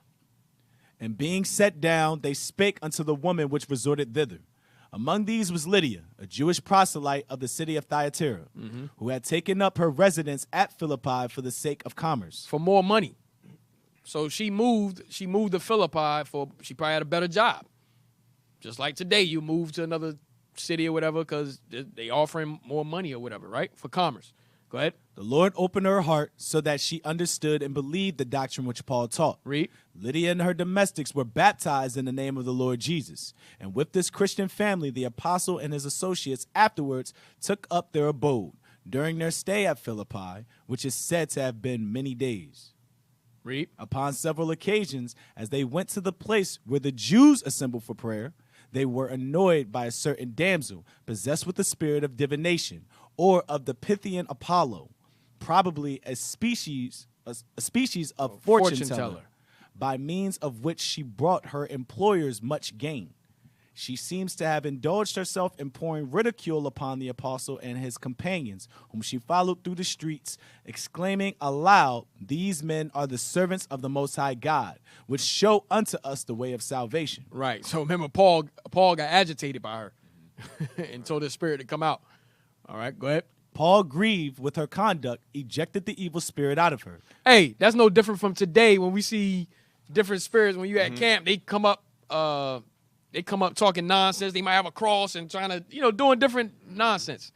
All right, so the same thing that happened then it happens today. All right, go ahead. Which greatly enraged her master. Hey, we just can't take that spirit out of them. That's all. We got to deal with it. Was that brother at Chester? Was it Matthew? Oh, man. Oh, Matthew. Yeah. Even I'm talking about here in Philly. Y'all just had a couple people, I think, here in Philly. Also. Got specific brothers just, hey, take them to the side. Hey, look, we ordained a brother to take that spirit aside. Go talk to him. Hey, man. Like, hey, yo, Yeah. so They call Hey, get that brother away from the camp real quick. They call him the demon whisperer.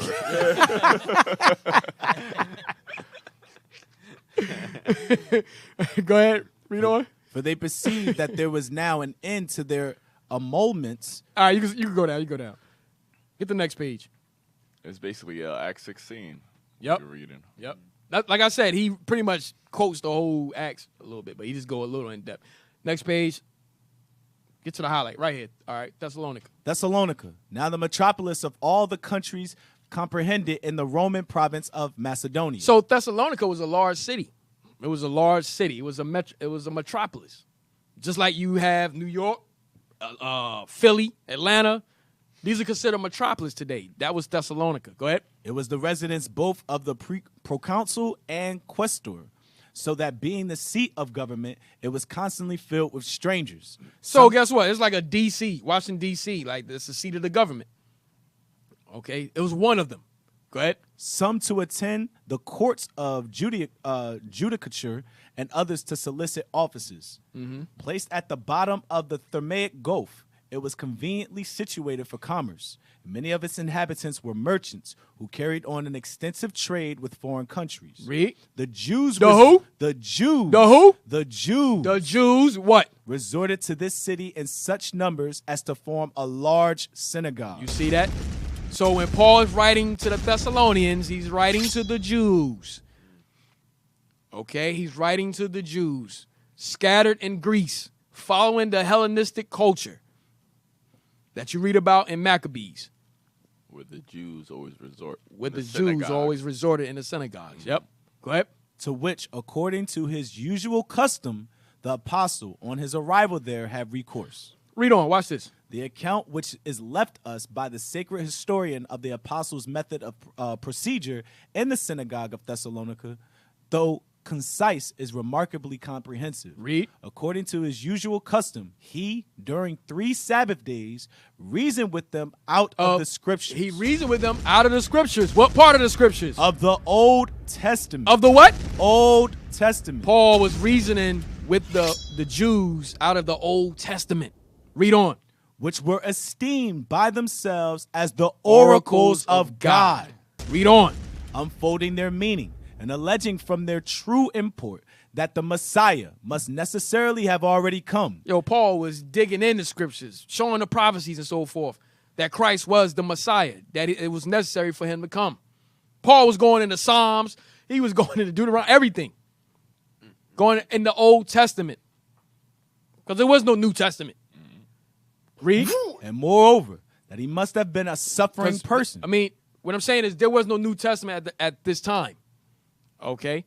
So Paul was reasoning with them out of the Old Testament. I mean, he was writing his epistles based off of the writings of the Old Testament. Yes.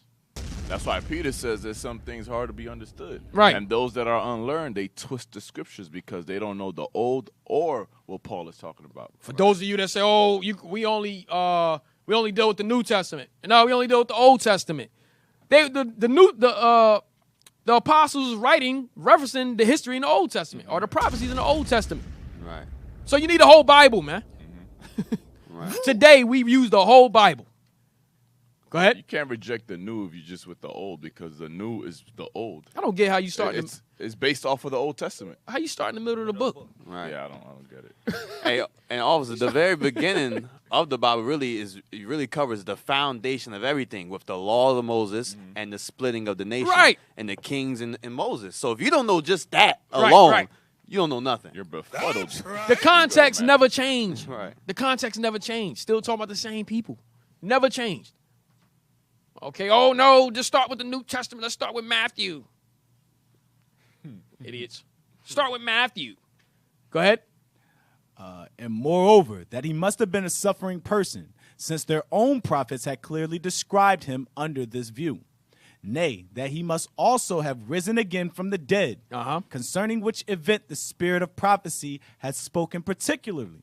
And finally, that this Jesus of Nazareth, unto whom he bore witness, was the Christ, or true Messiah. Read. Whom they were anxiously expecting. Read on. The result was that some of the Jews believed that Jesus, whom he preached, was the Christ, the Son of God, the Savior of sinners, and consequently consorted with Paul and Silas, and of the devout Greeks a great multitude. And of the devout Greeks, which was the Jews, read. And of the women of chief note in the city, not a few. Next page. Go down. Athens. Athens. Read. Athens, styled by general consent, the seat of the Muses. Athens was called the seat of the Muses. Athens, let me see. Athens. What you read on? Y'all try to figure out what type of city you would consider Athens. Read on. Once the first city of Greece in every point of view, and though it had at this time passed the zenith of its political splendor, it was still as famous for learning as it had ever been. For at the time Paul visited, Athens had a great political splendor and so forth. It was a city, right? And it was still famous for its learning as it had ever been. So if you wanted to go get some type of education or so forth, you went to Athens. Read. For at the time Paul visited it, the city was full of philosophers. So Athens was full of philosophers. Rhetoricians. Rhetoricians were teachers. All right, go ahead. Orators. Same thing as rhetoricians. Painters. Poets. Statuaries. And of young men who resorted thither to be taught philosophy and the liberal sciences. So Athens was all of that. If you wanted to get some type of learning and so forth, you went to Athens. All right. Now, guess who else was from Athens? Apollos. That's why Apollos was so nice at speaking. Remember, it say rhetoricians and orators. That's why he could break it down, because over there, they taught you how to speak. They taught you how to address public speaking. They taught you the art of public speaking. All right, that's why he was so nice with how he broke things down. He was a great orator. Okay, just like today we had great orators as far as Malcolm X, Martin Luther King. You had Fred Hampton, Marcus Garvey, Stokely Carmichael. All right, so we had great orators like today. Same thing back then in Athens. Bishop Nathaniel. Definitely the bishop. Right. That's right. But they were great orators as far as philosophy and you know what I'm saying? That's what I'm saying. In their realm. Yeah, in their realm. Yep. All right. But the greatest orator, the bishop. That's right. The bishop. And the rest of the leadership, man. The rest of the leadership. Go ahead. Pausanias says that of our time. Go ahead.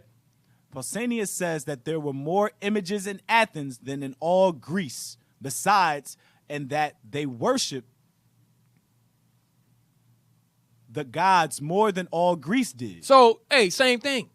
Same thing we do today. We worship, we go harder with every other nation God than we do our own God.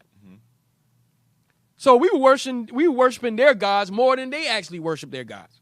Just like on certain holidays, we go harder than the actual people that started it. Yep. Homosexuality, we go harder than Esau with this whole homosexuality thing. We got to do it bigger and better. We doing the same thing back then. And that's why Jeremiah said their deeds overpass the wicked. Right. People always delve into that foolishness. We always go harder. We go deeper into it, man. Go ahead. No place could possibly afford. I think I'm gonna end it. Yeah, I'm gonna probably end it with this page. Go ahead. No place could possibly afford a greater fund of speculation and amusement to a curious mind than Athens. Right. So Athens was a popular city, man. It's a popular city to go to. Go ahead. Temples, altars, statues, historical memorials, living philosophers of various sects, the works of the learned of every age, a confluence of the most polite and literary persons from various countries, Mm-hmm. all indulging the luxury of learned leisure. Right. Were objects that must at once have obtruded themselves upon the apostles' notice. Nor was he incapacitated, either by defect of natural taste or of education, from relishing the beauties of or appreciating the value of such things. Read. He had enjoyed a liberal education. So this is talking about Paul now. Remember, we still on Paul. He had what? Enjoyed a liberal education. So Paul himself enjoyed a liberal education. Go ahead. Had read their poets. So Paul had read their poets. Go ahead. And we have repeated instances of his quoting striking passages from them. Right. Y'all know that scripture in Acts? He quoted, I think his name was Aristarchus. That was one of the poets that Paul was quoting in the book of Acts. 1 second. Let's see. Just type in poets. Nah, it's in Acts chapter 17. Oh, Look in Acts 17. Okay. Yeah, 17:28. Hold on.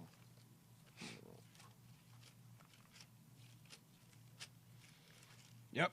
Read that. The book of Acts, chapter 17 and verse 28. For in him we live and move and have our own being, as certain also of your own poets have said, for we are also his offspring. Right. That poet was, I think he says it here, is Aratus. Go down to the bottom. I think Eupimenides, right? Was it? No, it's Aratus. Okay. Go down to the bottom. All the way to the bottom. Come on. That's it? Yes, sir. All right. Go back. One book said Aratus. Look up Aratus. Aratus. Hey, mind you, with all that philosophy and worshiping all these other gods comes drugs being taken, lasciviousness, and all these other evil, foolish things that are going on there. So it wasn't just them learning and reading books. They were committing all kinds of, wickedness. Right. Just like the philosopher today. You got your Egyptology. Mm-hmm. You have your Rastafarian. You got all these different philosophers today. Those that go into astronomy, all these different things. That's why I said that in 1 Peter 3. He said, when we did the will of the Gentiles, and then it says lasciviousness, drunkenness, banqueting. Yep. Read that. Aratus was a Greek didactic poet. His major extant work is his hexameter poem, Phenomena. The first half of which is a verse setting of a lost work of the same name by Zeudotus of Cnidus. It describes the constellations and other celestial phenomena. The second half is called the Diosimia, and is chiefly about weather lore. Although Aratus was somewhat ignorant of Greek astronomy, his poem was very popular in the Greek and Roman world, and is proven by the large number of commentaries and Latin translations, some of which survive. Watch this. Read life. There are several accounts of Aratus's life by anonymous Greek writers, and the Suda and Eudocia also mention him.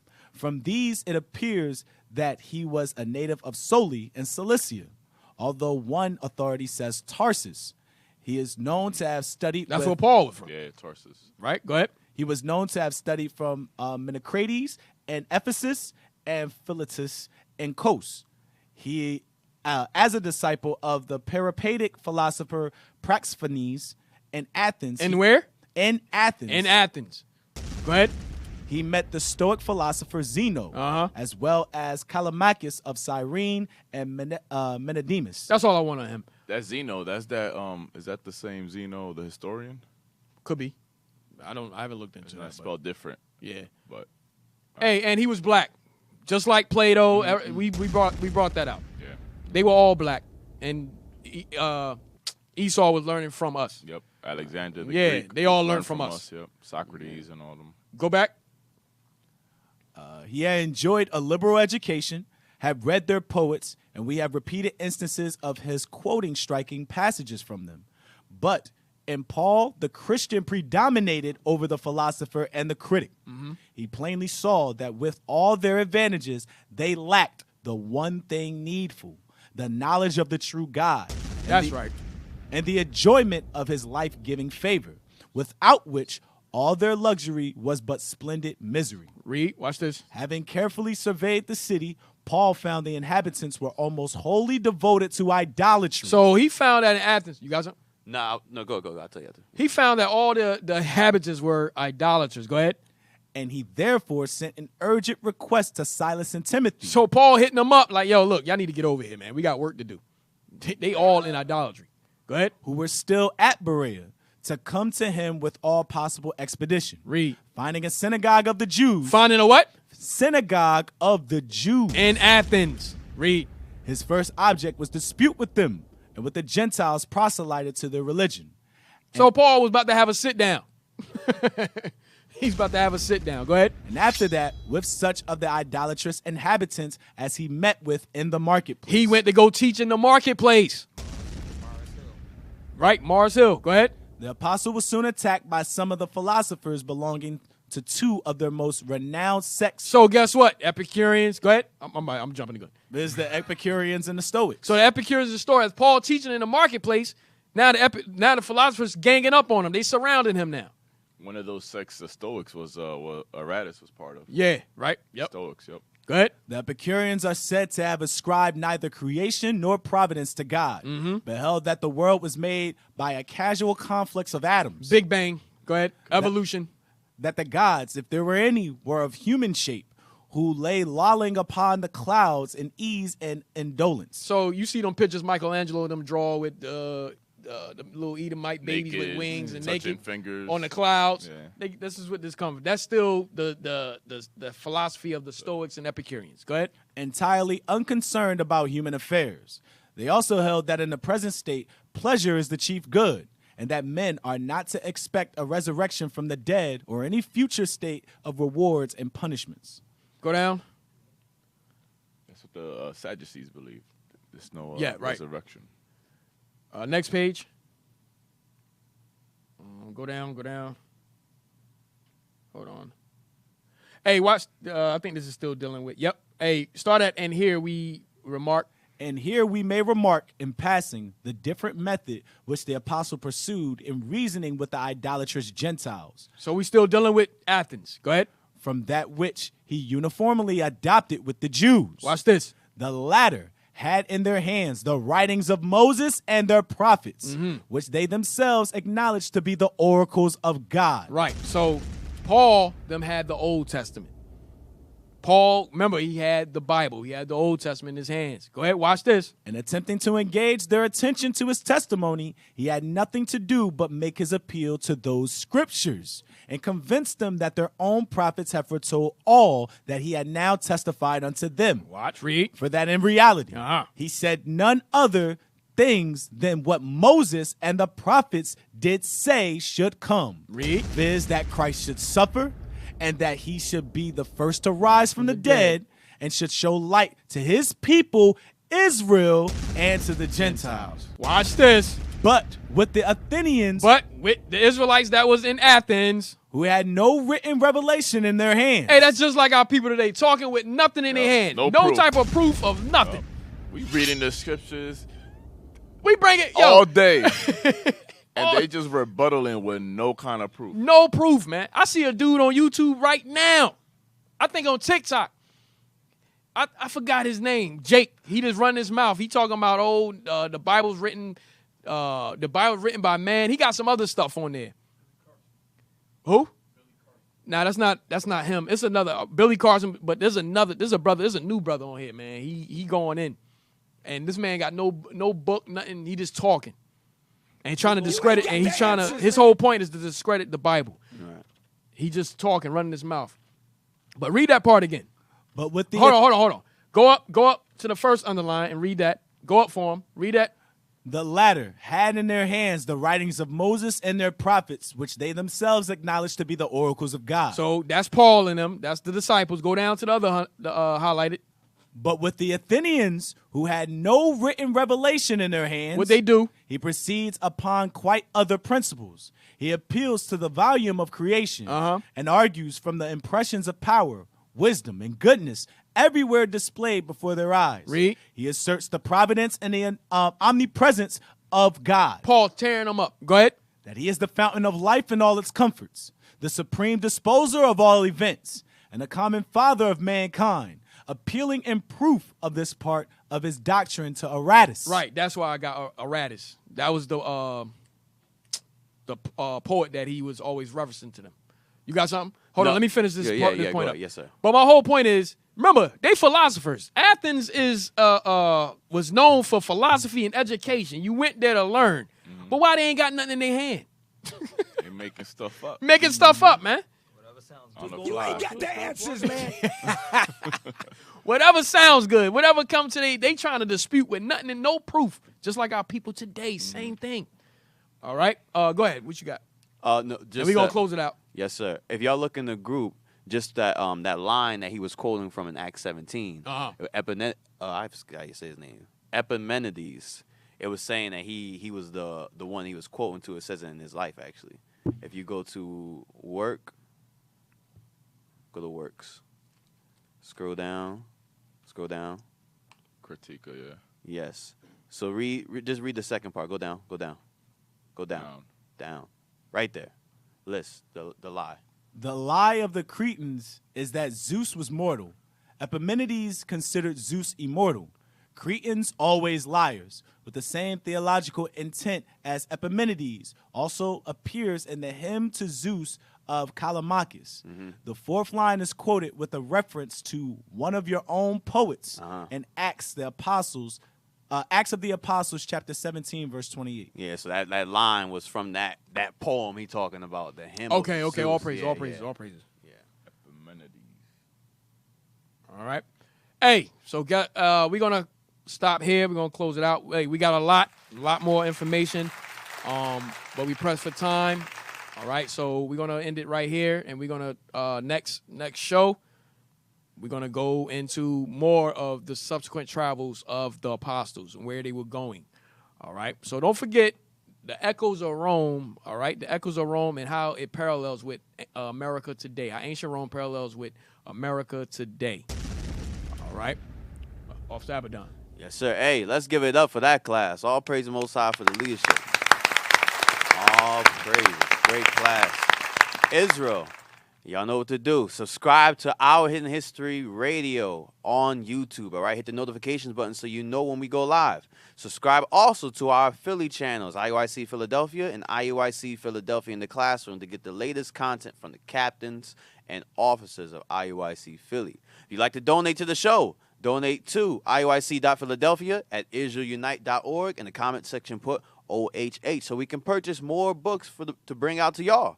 All right, donate to the Booster Club. Also, you can donate to the Booster Club on IUIC.fundraising at IsraelUnite.org on PayPal, all right, to help this gospel reach to the four corners of the earth. And last but not least, subscribe to IUIC TV to get exclusive content from the leadership of IUIC. Tune in next to Raven and Wolves with Deacon Malafire. That's right. Yes, sir. Hey, I want to give a shout out to IT. Y'all was on point. All praise the Most High.